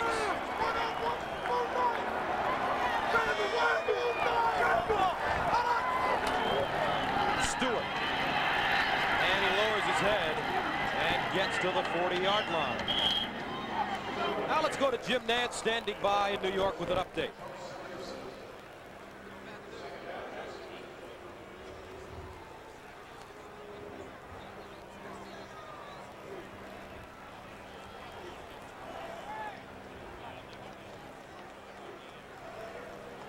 All right, Jim, Steve McNair showing that great running ability when he played at Alcorn State. I remember last year being down in Tennessee and somebody said he's like a linebacker that runs a 4.5 with the football. He is very, very smooth and quick for such a big man. Big. Here's Brunell to the sideline. Incomplete. Somebody ran the wrong route. Jimmy Smith, closest man to the football. Kyle Brady shaking his head. And he has been the big third down receiver for this team today.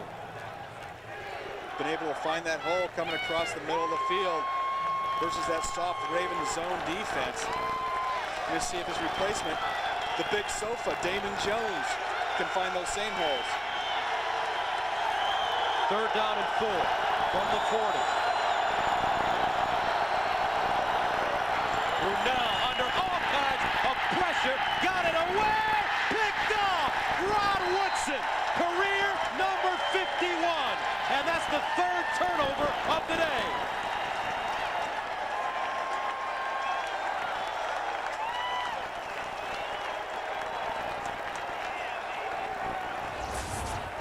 You're going to see Rich Griffin, the third tight end, come across the middle of the field. Brunell taking a shot at the tight end, coming across, just overthrows it. And Woodson's right there. Rod Woodson coming up with the big play. 13-7 Ravens. One of the greatest to ever wear a uniform, Rod Woodson, 51 career interceptions. Only one man on the active list in front of him, Eugene Robinson for Atlanta. And Rod's closing fast. First down and 10 from the 29 now for the Ravens. Here's Eric Rett. And Rett, big hole. Nice play, however. Seth Payne looked to be out of the play, but somehow reached back and came up with the tackle.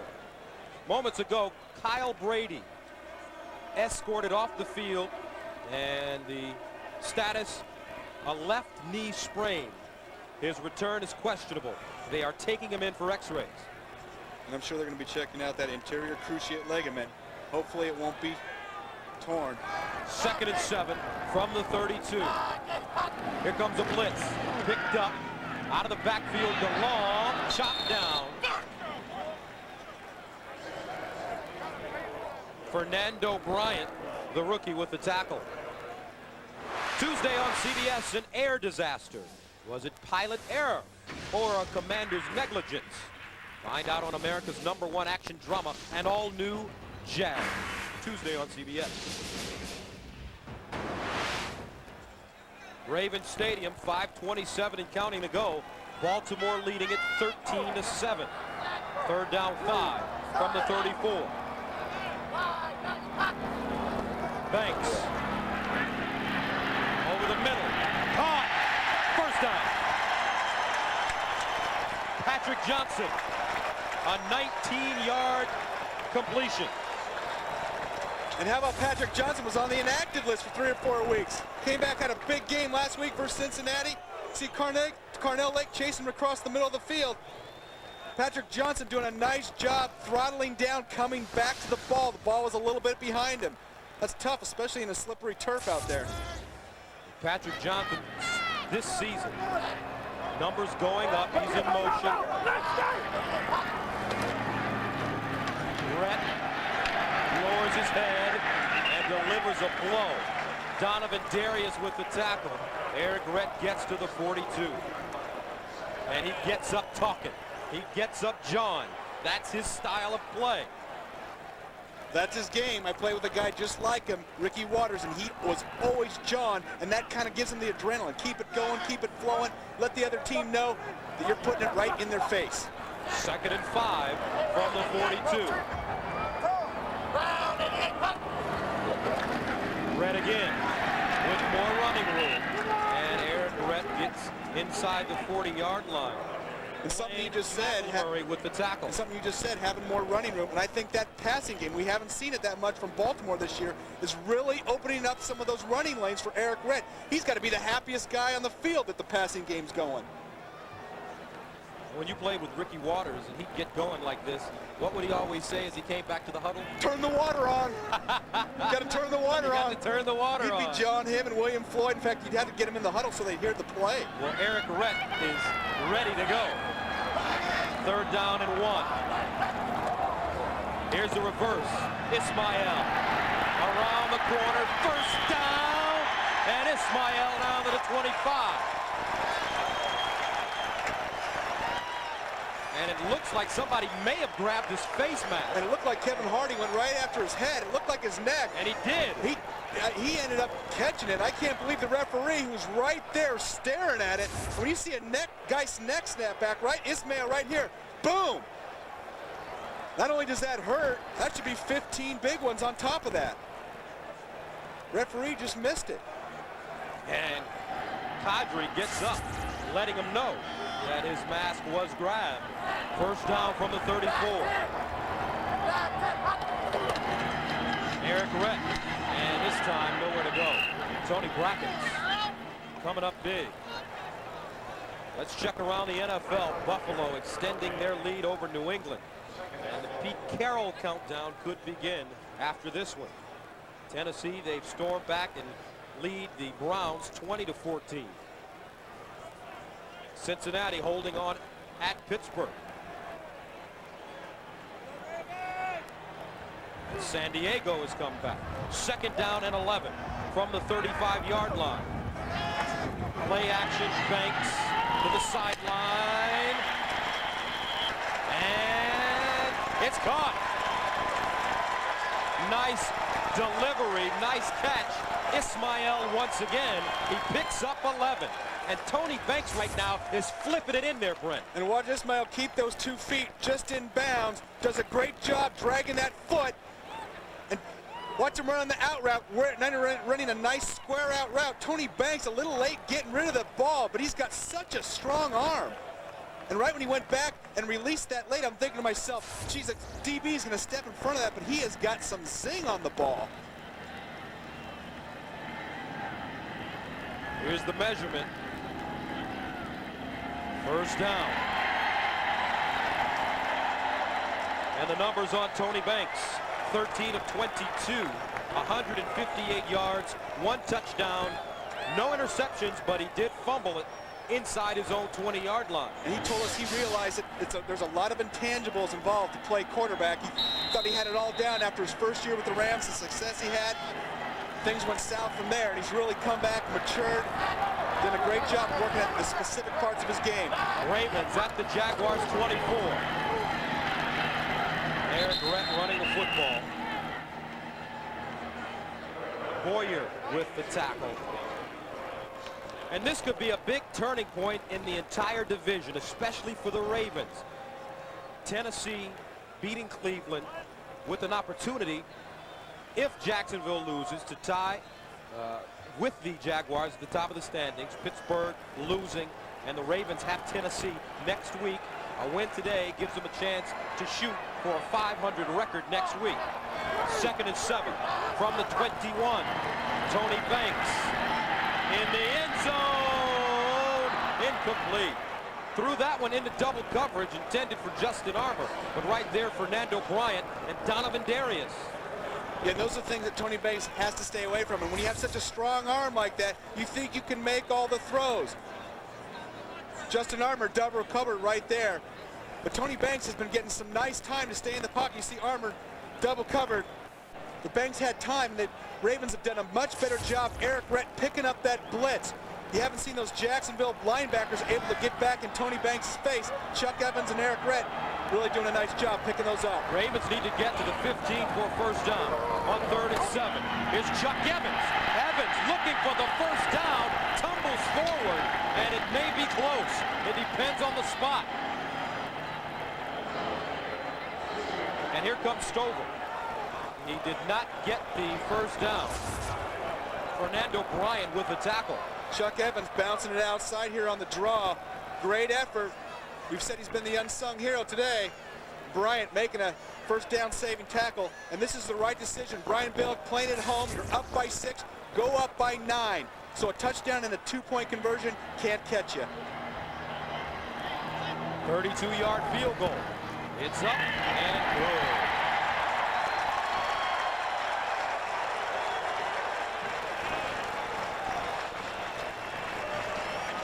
Two-score lead for the Ravens. 4 seconds to go in the third quarter of play. They have the #1 team in the NFL on the ropes.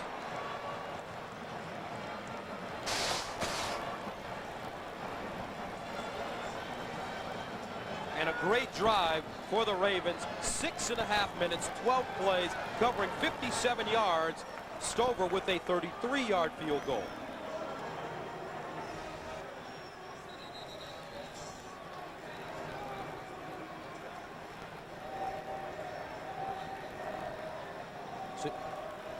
Thursday on CBS, find out who will be Athlete of the Century when entertainers like Garth Brooks and Whitney Houston join all-time greats like Michael Jordan and Muhammad Ali. Sports Illustrated's 20th Century Sports Awards. Thursday, 8 Central on CBS. Joe Montana, I heard, may even be there. Jerry Rice, my old partners. The who's who. But you know, there was one guy that made them go. And you're standing right next to him. If you say so yourself. Hey, West Coast offense is all about the tight end. 16-7 Ravens. And the Jaguars from the 6, Mack. Good return up to the 40-yard line. Stacey Mack stopped by Benny Thompson. End of the third quarter of play with the score. The Ravens lead the Jaguars 16-7. We'll return to Baltimore right after this message and a word from your local station. And here's the story for today's game. The Jaguars, #1 in the NFL in rushing. They've got 30 yards rushing today. Baltimore has made them one-dimensional. We've heard this story before. No Fred Taylor. And on the other hand, Baltimore's offense has run and thrown the ball, something they haven't done all year. First down from the 39 for the Jaguars. Jones in motion. Play action. Brunell dumps it off to the big sofa, and he's got a first down. Damon Jones, they call him the big sofa, gained 17 yards. And that's the fastest I've ever seen a sofa move. You're getting a little bootleg here, a little fake misdirection, get those linebackers flowing the opposite way. Mike McCrary responsible for the tight end. And Damon Jones is running right down the field. We're sleeping on his sofa, his first minicamp. Hence the nickname, the big sofa. First down from the 43. Inside handoff, and Stewart stacked up, driven backwards. Rod Woodson, Ray Lewis on the play. Tonight on CBS, Emmy Award winners James Garner and Julie Andrews star as two people stranded in a blizzard who find a second chance at love. Don't miss these two great stars in a world premiere movie, One Special Night. Tonight on CBS. This will be a special night if the Ravens hang on here in Baltimore. Very nice. Work on my set. Very nice. Off the top of your head. Second down and 9 from the 42. And Brunell goes down. Corey Harris, third sack of the day.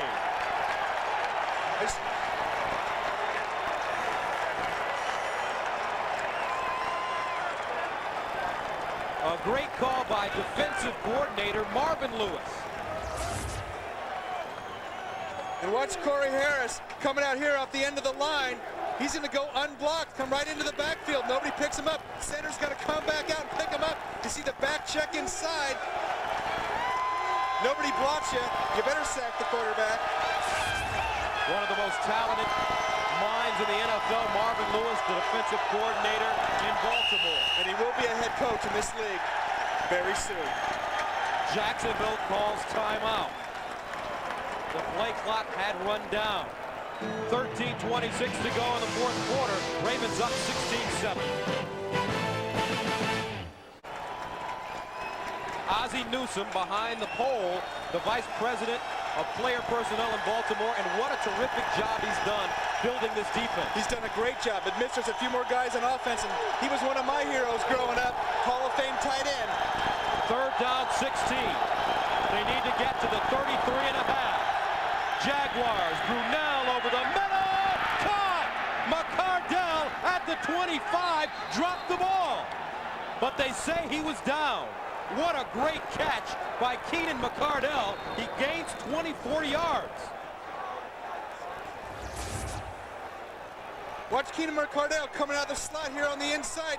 Coming down, arm over inside, finds a hole in the seam. Brunell steps up and puts it right in there. Just such a small margin for error. Hangs onto the ball, comes down, huge third down conversion. Leon Searcy, the starting right tackle, down at the 40-yard line. Back to Baltimore after this. まあ先ほど申し上げたようにね、なんて言いますか、やられるんだけれども、じりじりやられながら。Keenan McCardell getting up, catching the ball, possessing it, got to get 2 feet on the ground. 1, 2, he's got the ball. Now does he fumble or does he hang on to? Watch his right knee. He still has the ball. Knee hits right there. He's got the ball. Correct call. It's a catch down by contact. McCardell, 5 catches, 76 yards, and the Jaguars they needed 16 yards on 3rd and 16 and ended up getting 24. And you saw McCardell swim the Deron Jenkins back inside and found that seam. That seam is so small. 3 players right around him. Leon Searcy injured on the sideline. First down from the 25. Steve Ingram now in at right tackle. Brunell delivers. Jimmy Smith with the catch, and he turns it downfield and gets to the 10. A gain of 15 yards. Rod Woodson McAllister making the tackle. And watch Jimmy Smith on the outside. He said he wanted to get a shot at the rookie, Chris McAllister, today. You see, McAllister isn't even in your picture. He's given too much cushion to Jimmy Smith. Worried about him going up on top? Gives up a lot of yards underneath when you play that soft.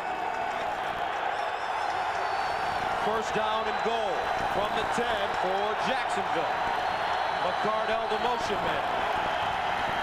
Brunell flushed out, looking, Brunell, and he gets to the 5. Jamie Sharper kept him out of the end zone. And that is dangerous as a quarterback. You got to just slide there. When you try cutting back with those linebackers swiping at the ball, take direct shots. Mark Brunell's got to slide. He knows that. He's so dang competitive, though. He wants to get that ball in the end zone. You don't think Tom Coughlin's telling him to slide? Second down and goal from the 5. The pitch, Stewart. And Stewart spins forward and gets to about the 1-yard line. Jamie Sharper making first contact. And that'll bring up third down and goal. 11:23 to go, 4th quarter of play. If you don't get in here, do you go for it on 4th down? Well, it's still a 2-score game, so you're going to need 2 scores, although you might not get this close late in the game. I think 2 shots from the 1.5-yard line, Jacksonville offense, you've got to get some confidence. I think you got to go for it, especially on the road. They're going to call timeout to talk about it. Mark Brunell calls timeout. They only have 1 remaining, down 16-7. Third down and goal from the 1. Keep this in mind. The Ravens defense have allowed only 1 rushing touchdown in the last 26 quarters. Brunell to pass. Brunell in the end zone. Touchdown, McCardell. All the way in the back of the end zone. Somehow got by everybody.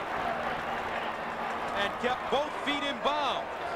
And you called it, partner, coming across the back of the end zone. That's one of the toughest places to defense and the whole field. People lose receivers when they come across the back. You see Brunell have time, come across. McCardell doing a great job getting both feet in, coming right across that back. And Hollis into attempt the extra point. High snap. It's up and good. Great job by Brian Barker. Able to snatch that ball down. Keenan McCardell with the touchdown. Another look. You're going to see him come right across the back of the end zone. That's where defensive guys lose players.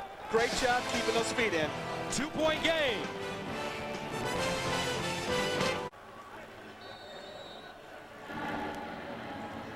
And welcome back to Ravens Stadium. 16-14, the Ravens lead the Jaguars. 11 minutes to go in the fourth quarter. Here's Jermaine Lewis from the 6. And Lewis is chopped down at the 20-yard line. Nice tackle by Brent Boyer. Let's take another look at that touchdown. Keenan McCardell coming across here in motion. But watch right here, tight end Freddie Jones. It's going to come out, come underneath. It's going to be covered. And then the safety on top in the zone coverage. Kim Herring. Now you're going to see Freddie Jones come out here, come up, come under. Watch Kim Herring come up and jump on Damon Jones. Keenan McCardell coming across the back of the end zone when Kim Herring steps up to try to cover Jones. It's wide open. And the drive, 8 plays, 61 yards. They held it for 4 minutes. Now the Ravens have to respond from the 21. Tony Banks sets up, intercepted. Brackens reached up, heads into the end zone. Touchdown! What a play!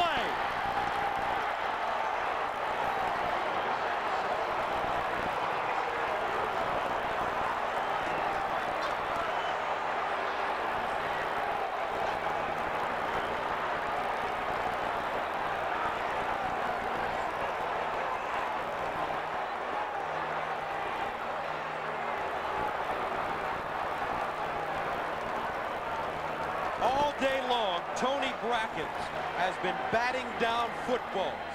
And you just wondered when he would finally reach up there and come down with it. He finally did.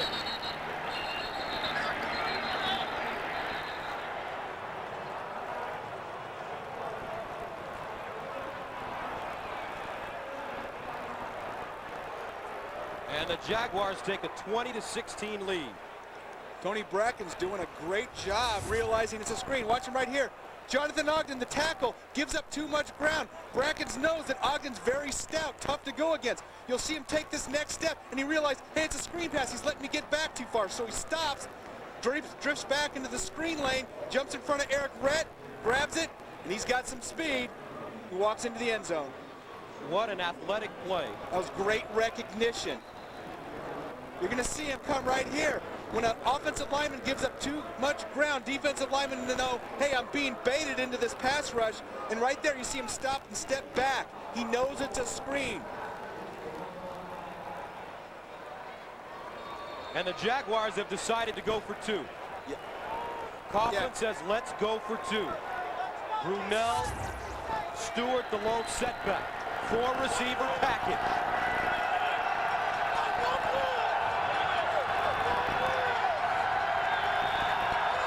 Here comes a blitz. Brunell caught, and the 2-point conversion is good. Keenan McCardell. And the Jaguars go up 22-16.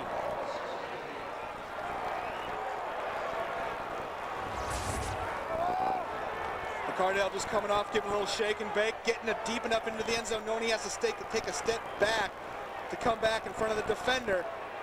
So instead of stopping half a yard inside the end zone, he gets 1.5 yards, 2 yards in, able to take a step back and still be in the end zone. Tight coverage by Jenkins, can't do a whole lot about that.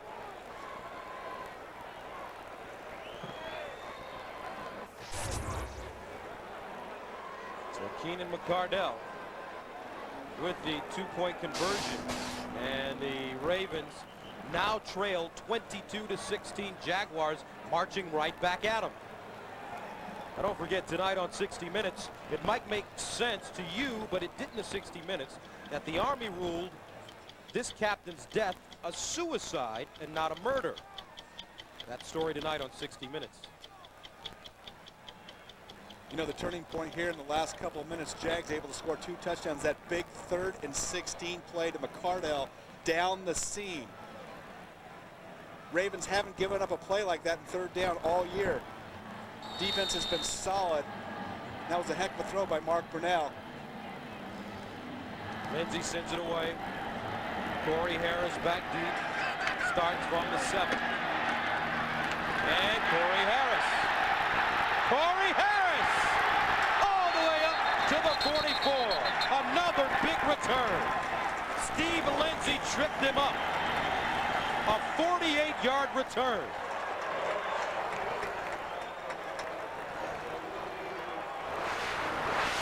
Watch Corey Harris, got great acceleration up into the hole, setting up his blocks, cuts back inside, gets through the garbage, and he's off out toward the sideline. Good speed. And Lindsay just trips him up at the end where he was going all the way. Steve Lindsay, the kicker, just threw himself in front of the chariot and came up with a huge play. An injured player on the field back at the 22. You can't tell who it is. It's like 93 Keith Washington. Keith Washington, yes. So the story today, the Jaguars with 15 points off turnovers. The Ravens with 3. But now Baltimore with great field position. 1st and 10 at the Jacksonville 44. This is the 4th time today they've started in Jacksonville territory. Brent and Eric Brent barrels ahead. It's to the 42-yard line. Lonnie Martz on the play. A little different than the last time, a couple weeks ago when we had this game on that 6-3 barn burner. Both teams really put points on the board today, comparatively speaking. That man, what an athletic play he just made, Tony Brackens. 2nd down 8 from the 42. Here comes a blitz. Banks. And a nice strike to Ismael at the 30. 1st down. Gain of 12. And he's throwing that one, Brent, on his back foot. Nice timing throw. Watch, he'll even throw the ball before Ismael turns his head around. That ball's already coming. Great timing route. Ismael getting a good job pushing upfield, getting down over his knees. That allows him to stop on a dime. Turns around, the ball's right there in his chest. Great day for Cadre. From the 30, Tony Banks, sideline. Oh, he was open. Ismael had to turn and try to make a spectacular catch, and Banks is upset with himself. He knew he had him open. Cadre getting outside that bump. He got the extra coverage. Safety's late, getting over the top. There's a seam between the safety and the corner if the cornerback can't hold up the wide receiver. Beasley's got to get a better shot at him, hold him up, get the safety time to come on over. Tony Banks, 14 of 26, 170 yards. 2nd down and 10 from the 30. Here's the screen. Chuck Evans. And Evans goes nowhere this time. Aaron Beasley sits on the play.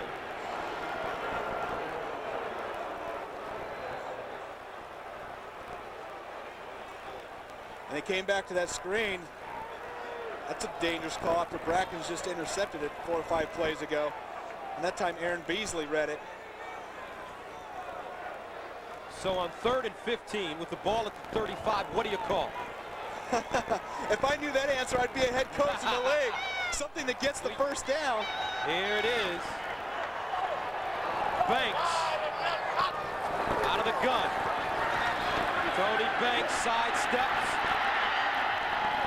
Going, oh, wide open. Justin Armour, incomplete. Armour and Banks not on the same page when it comes to the route. And that's unbelievable. Carnell Lake losing Justin Armour. You're going to see him, the inside receiver right here.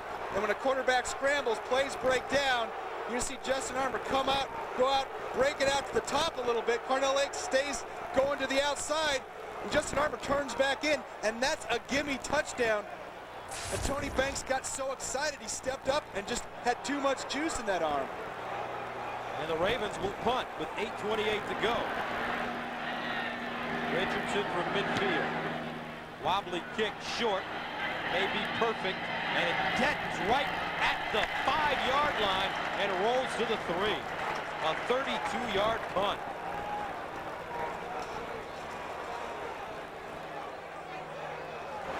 A day of tradition here on CBS starts at 12 noon with the 100th meeting of Army and Navy, one of the grandest traditions in all of sports. Then the season premiere of CBS NCAA basketball.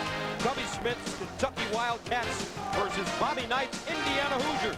Great day of rivalries next Saturday on CBS. So an interesting turn of events.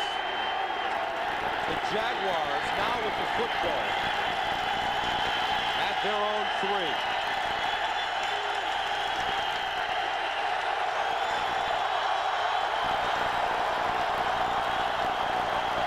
Stewart running outside, chopped down as he crosses the 5 by Kim Herring.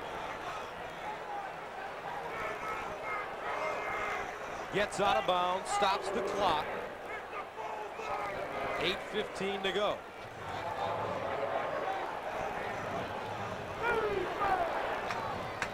Now they'll wind it up and start again. And the rushing today, Jacksonville struggling, only 45 yards. They came in leading the league. Second down, 5.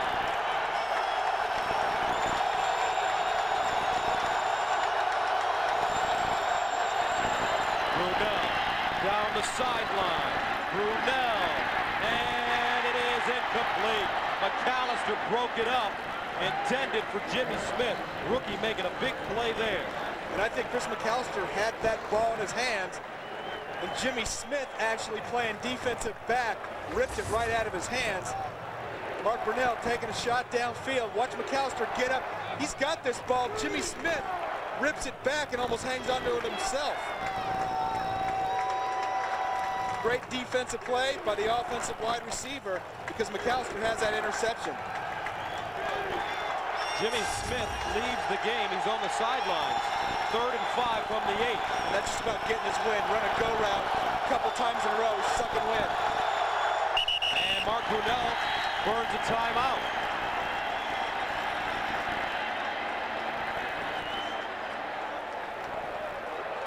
Now there's a flag on the field at the 18. Before the timeout request, delay a game. Offense. Take the distance to the goal. Remains 3rd down. That's a huge penalty right there. And either way you look at it, that was an ugly situation to let the clock get down that low. Penalty's bad, but using up your 3rd timeout would be bad too. And the Jacksonville Jaguars still have 1 timeout remaining. Baltimore with 2. Makes it 3rd down and long. They need to get to the 14 for a 1st down. Watch the middle of the field, and it's incomplete. Ball intended for Reggie Barlow, and Rod Woodson makes the tackle, or breaks it up.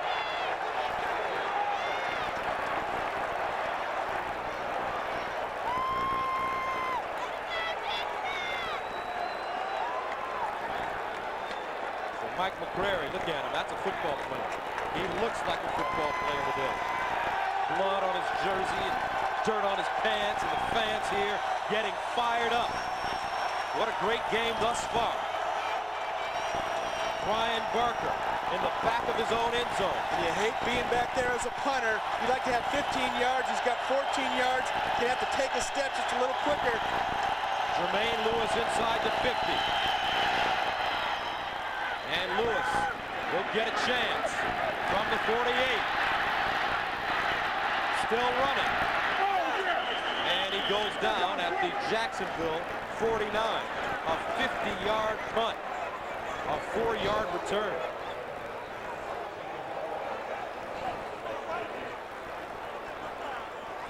So Brian Billick with good field position. His team down 22-16. The Ravens have never beaten the Jaguars in 7 meetings. Tony Banks back behind center now. The numbers 15 of 28. A touchdown and interception. He's also fumbled once. 1st down from the Jacksonville 49. Play action. Banks over the middle. And he threw it behind DeLong, incomplete. Dangerous play.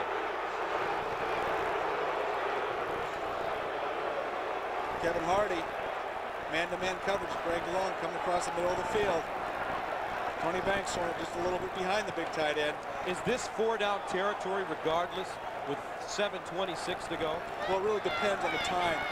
I don't think it is quite yet. You saw him just punt and have the defense make a big stand. You got to rely on your defense. They have a great confidence in him. 2nd and 10. Short drop from Banks. Incomplete. Looking for Patrick Johnson on the slant.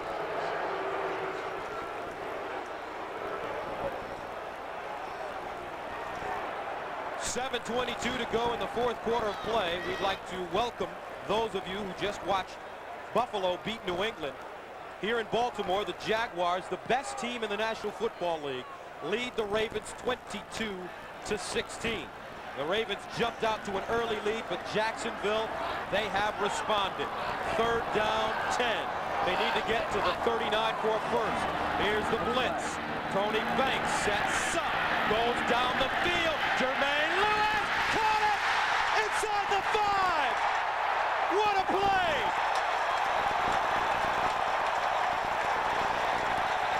Gain of 46.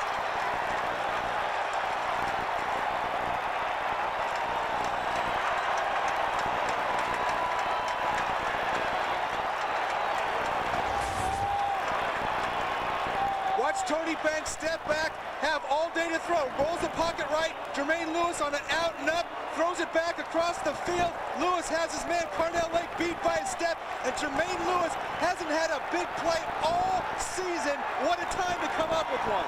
First catch of the day. 1st down goal from the 3. Play action. Chuck Evans! Touchdown Ravens!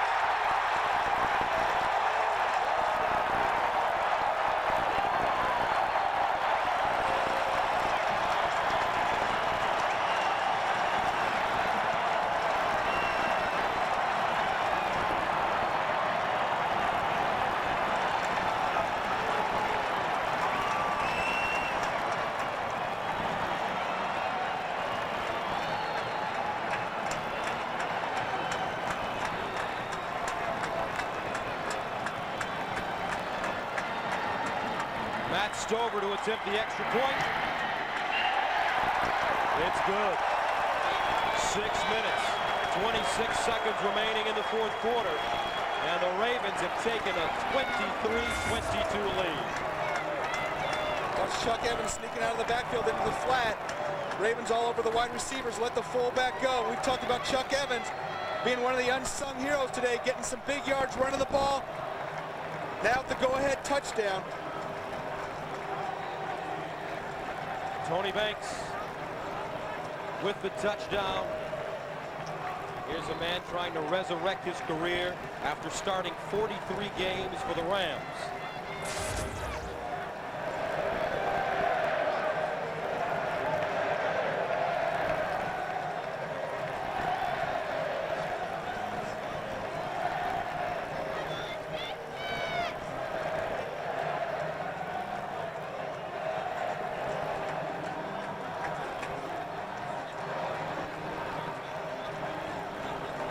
So the Ravens lead at 23-22. And ready to kick it away.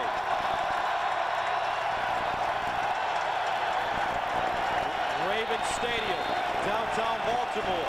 6:26 to go in the 4th. The Ravens leading the #1 team in the NFL, 23-22. Here's Mack from the 10. And he's cut down at the 22. Great play by Billy Davis. So Jacksonville reclaimed the lead on this play here by Tony Brackens. Tony Brackens smelling the screen, stops rushing, hangs back, catches the ball, big interception, and put Jacksonville in the lead. But moments ago, Baltimore comes back. Nice play out in the flat to Chuck Evans after a big play to Jermaine Lewis on 3rd down. And this has been about big plays. The #1 and #2 defenses coming into the game. But these offenses had something to say about that today. 1st down and 10 from the 22. Brunell, Jimmy Smith, Splits the defense, gets over the 25.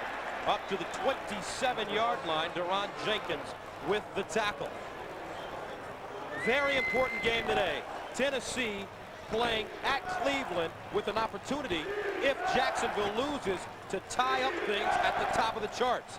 Pittsburgh losing to Cincinnati at home.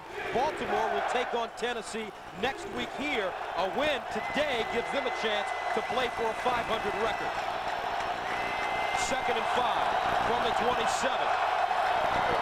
Brunell underneath. Jimmy Smith with the catch and a first down. Kim Herring makes the stop. Jimmy Smith near side here at the bottom of your screen. We're on a slant route. Gives a little out move on Rod Woodson. Great job extending, getting his hands, catching the ball with his hands, getting the ball vertical upfield. He's made some big plays today. This Jacksonville offense has been pretty much one-dimensional, just relying on the pass. Jaguars with only one timeout remaining. Brunell throwing again. Over the middle. Caught again. Jimmy Smith. And Smith gets down inside the 45. 13-yard pickup. Cornell Brown. Jimmy Smith now at the top of your screen, running a little drag route, coming across 7, 8 yards, just come across the middle. Everybody's covering. Linebackers, safeties, cornerbacks, and he's still getting open. And the big key, when Mark Brunell's had time to throw today, Jimmy Smith and Keenan McCardell have hurt this Ravens defense. First down from the Ravens 43.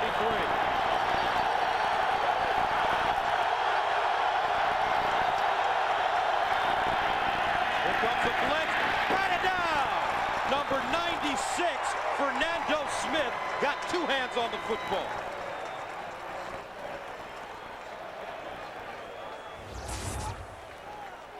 Fernando Smith, number 96, getting pressure right now, right up the middle, getting his hand on the ball. And we talked about when Brunell's had time, his receivers have made it happen for him.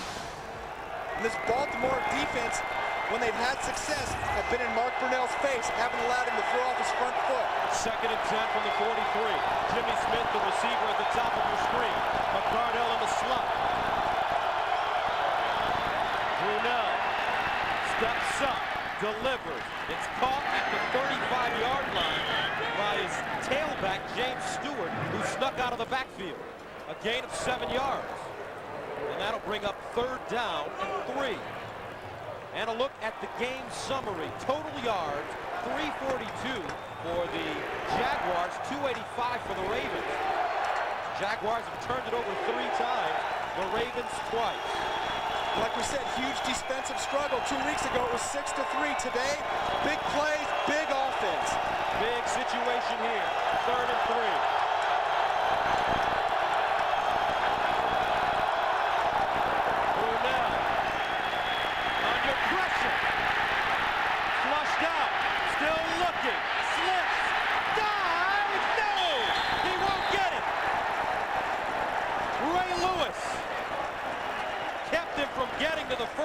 Marker. And that'll bring up 4th down. What an amazing effort by Mark Brunell. Watch him elude the rush. Come back here, comes back. What? Baselli knocks down linebacker. Brunell slips here. It actually works for him. Gets up at Ray Lewis right at the point of attack. Right at the 1st down marker. Just laying his helmet right on Brunell. So on 4th down, Tom Coughlin will go for it. They're 2 of 5 on 4th down conversions this year. I think there's no question. 3 minutes, 9 seconds left into Baltimore territory. And you're going to see the measurement here.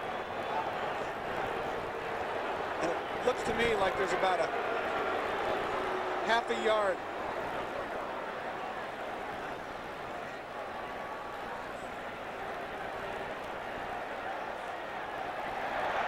Yeah, that's... I think you might kick the field goal at this point. And it doesn't look like they're sending the kicker out there.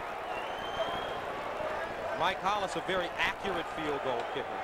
However, not tremendously accurate from long distances, 50 and out. And you know they've got the kickoff specialist, Steve Lindsay. who was kicking him 65 in pregame warmups. And I think they're going to stick with their offensive line. Tom Coughlin challenged this offensive line, said they got whipped last time they played the Ravens 2 weeks ago. He's going to put it on his line right here. So let's see. 4th down and 1. Out of the eye.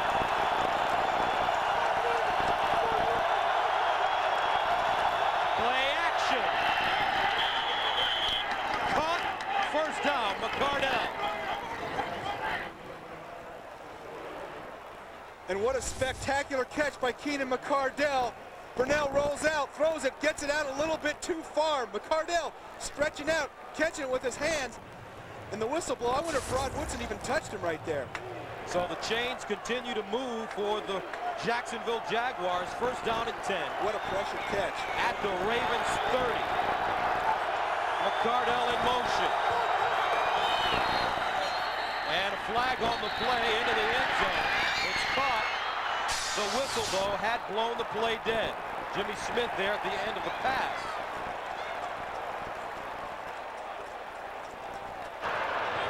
Prior to the snap, false start, number 86 of the offense, 5-yard penalty, remains 1st down. Number 86 is Alvis Whitted. That's something that as a head coach is unacceptable. A wide receiver, you're looking at the snap of the ball. You don't worry about the count. You can't hear it anyway in this stadium. When the ball snapped, you go. You can't jump. Watch it with it. Just reset right before the snap count there.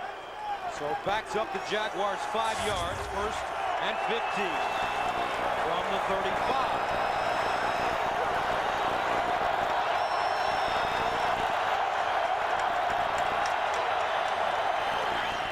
Brunell sets up in the pocket. Brunell fires down the field. Caught. McCardell found a soft spot at the 15. And has Keenan McCardell done a great job of finding those soft spots? Watch him, he's the inside guy right here, coming across, getting behind Rod Woodson, finding the soft spot in the zone. The deep safety's got to come up there and nickel package, got to be out there, just hangs out by the sideline. Brunell eludes the rush, steps up. 8 catches, 102 yards for Keenan McCardell. Jimmy Smith also has a 100-yard receiving day. 1st down from the 14. Hand off, Stewart running outside, tackled from behind by Rod Woodson. And that last play to McCardell was huge because it put him into pretty good field goal range. And that'll take us to the 2-minute warning with the Ravens on top, but Jacksonville threatening. Don't forget, coming up next, Game 2 of our doubleheader. Some of you will see the Jets at Indianapolis, others Kansas City at Oakland. 2 timeouts remaining for Baltimore, and the Jaguars are out of timeouts. Excuse me, they have 1 remaining.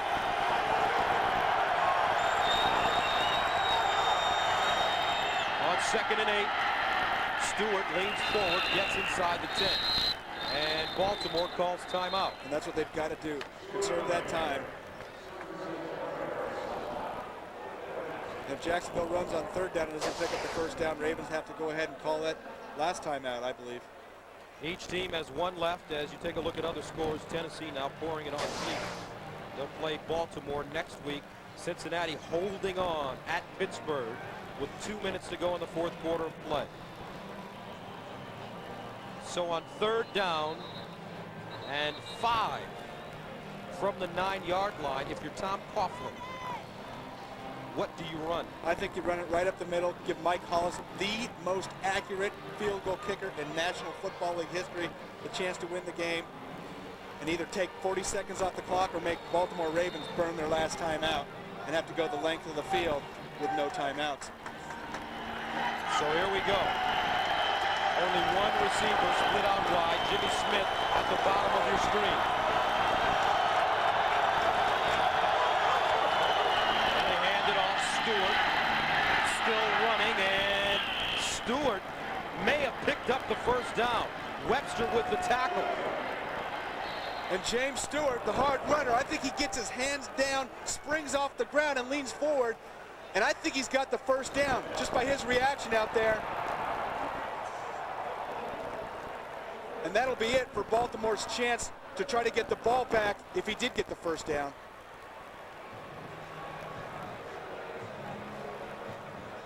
And he did. They got the first down. And watch James Stewart, the slasher's effort right here. He's going to get hit after contact, get that hand down right there, dive forward. And that is one heck of an effort. Getting yards after contact, that's huge. Right there you see Larry Webster, Ray Lewis getting him back, and he gets an extra 4 yards after contact. Great balance. And that play was huge.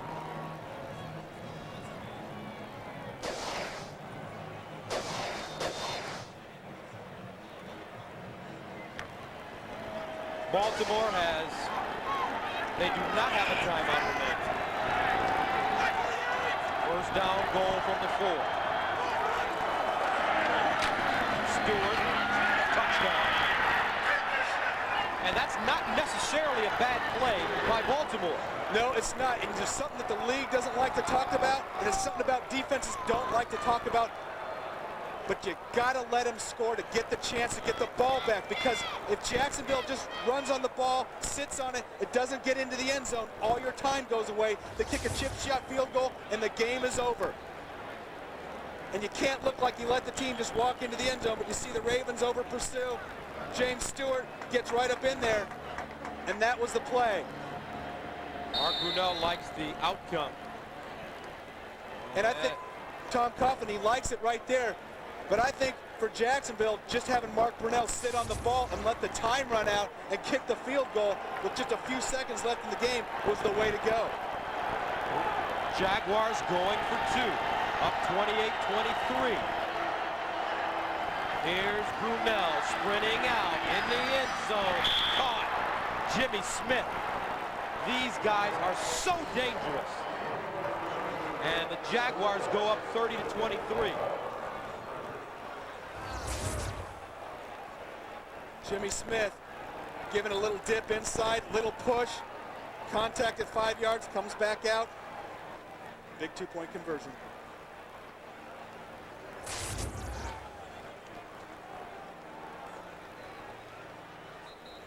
.139 remaining in the fourth quarter of play. These two teams, the number 1 and number 2 defenses in the National Football League, have been going back and forth.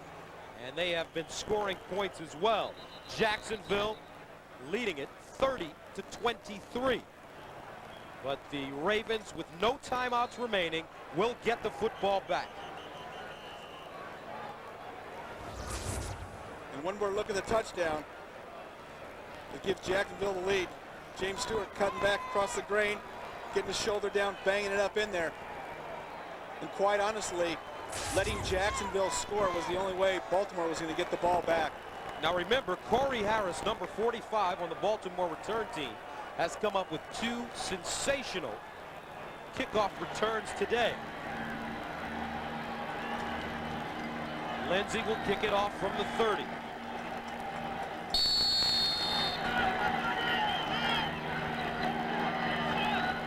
Harris needs his best return right now. And he'll get a shot. It's short. Harris outside. Breaks it back.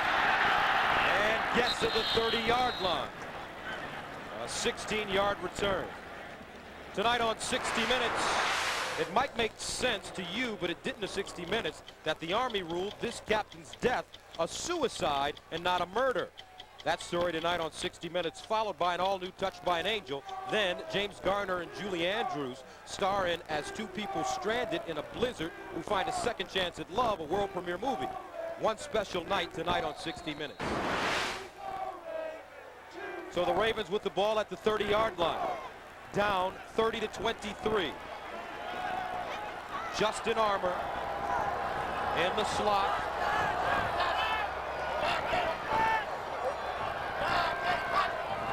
Banks out of the gun. Tony Banks. Incomplete, intended for Chuck Evans.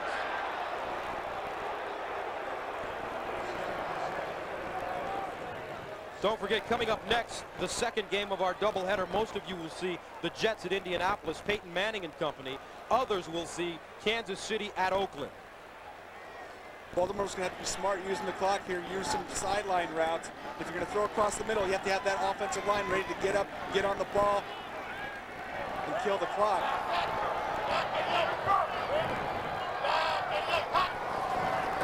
Tony Banks over the middle again. Chuck Evans drops it.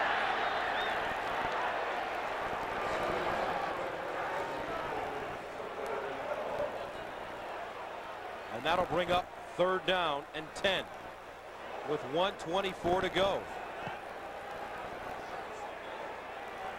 And probably one of your best chances, Gus, here is running that crossing route across the middle. Jacksonville knows that they don't have any timeouts left on the Baltimore side. They're going to play heavy on the sidelines. They don't want guys to get out of bounds. They want that clock to run. Here comes a blitz. Hardy on the way. And Banks just throws it down the field. It's caught at the 30-yard line.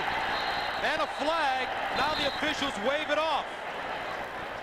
Boy, Armour should be called for offensive pass interference. and that is exactly right. Justin Armour doing a great job just to try to get position, but he pushed off, obviously, and the referee was right there. But they're holding the spot. And there was a flag back in the offensive backfield as well.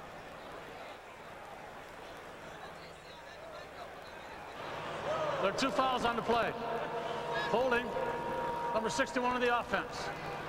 Pass interference, number 37 of the defense. Penalties offset, replay, 3rd down. Unbelievable. 37 of the defense, they say. Yeah, now watch Justin Armour push right there. And as a defensive back, you got to turn and get your head around to make a play on the ball. But Carnell Lake is on the receiving end of Justin Armour pushing off, and Armour just trying to get position. What a mistake, though, by the Ravens offensive line. Everett Lindsey, the second holding penalty on him today. If not, the Ravens have the ball at the 30. Instead, they have it 3rd down and 10 at their own 30.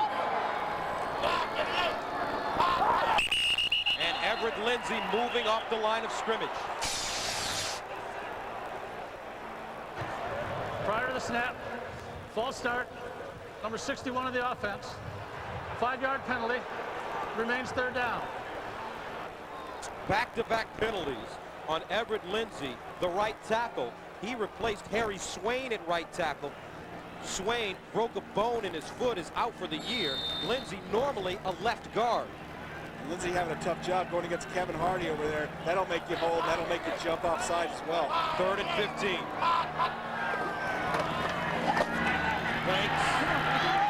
And Banks stripped, picked up, Brackens at the 15. And that should do it.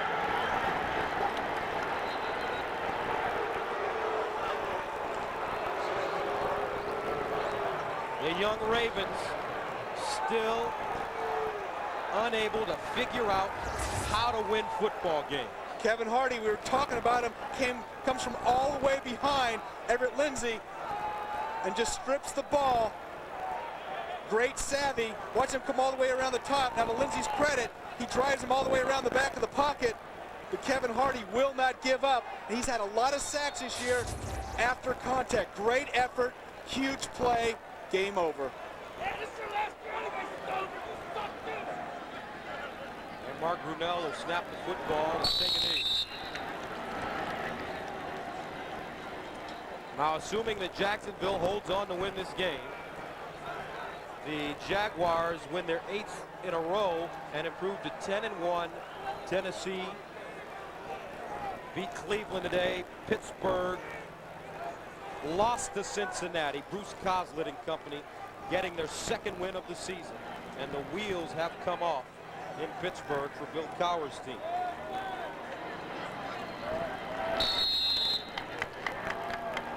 So the Jacksonville Jaguars remain undefeated against the Ravens, 8-0, as they will leave Baltimore with a 30-23 win. Tom Coughlin congratulating Brian Billick, for the hard-fought game. But the story here, Billick's team still too young to realize how to win football games. It's going to take some time.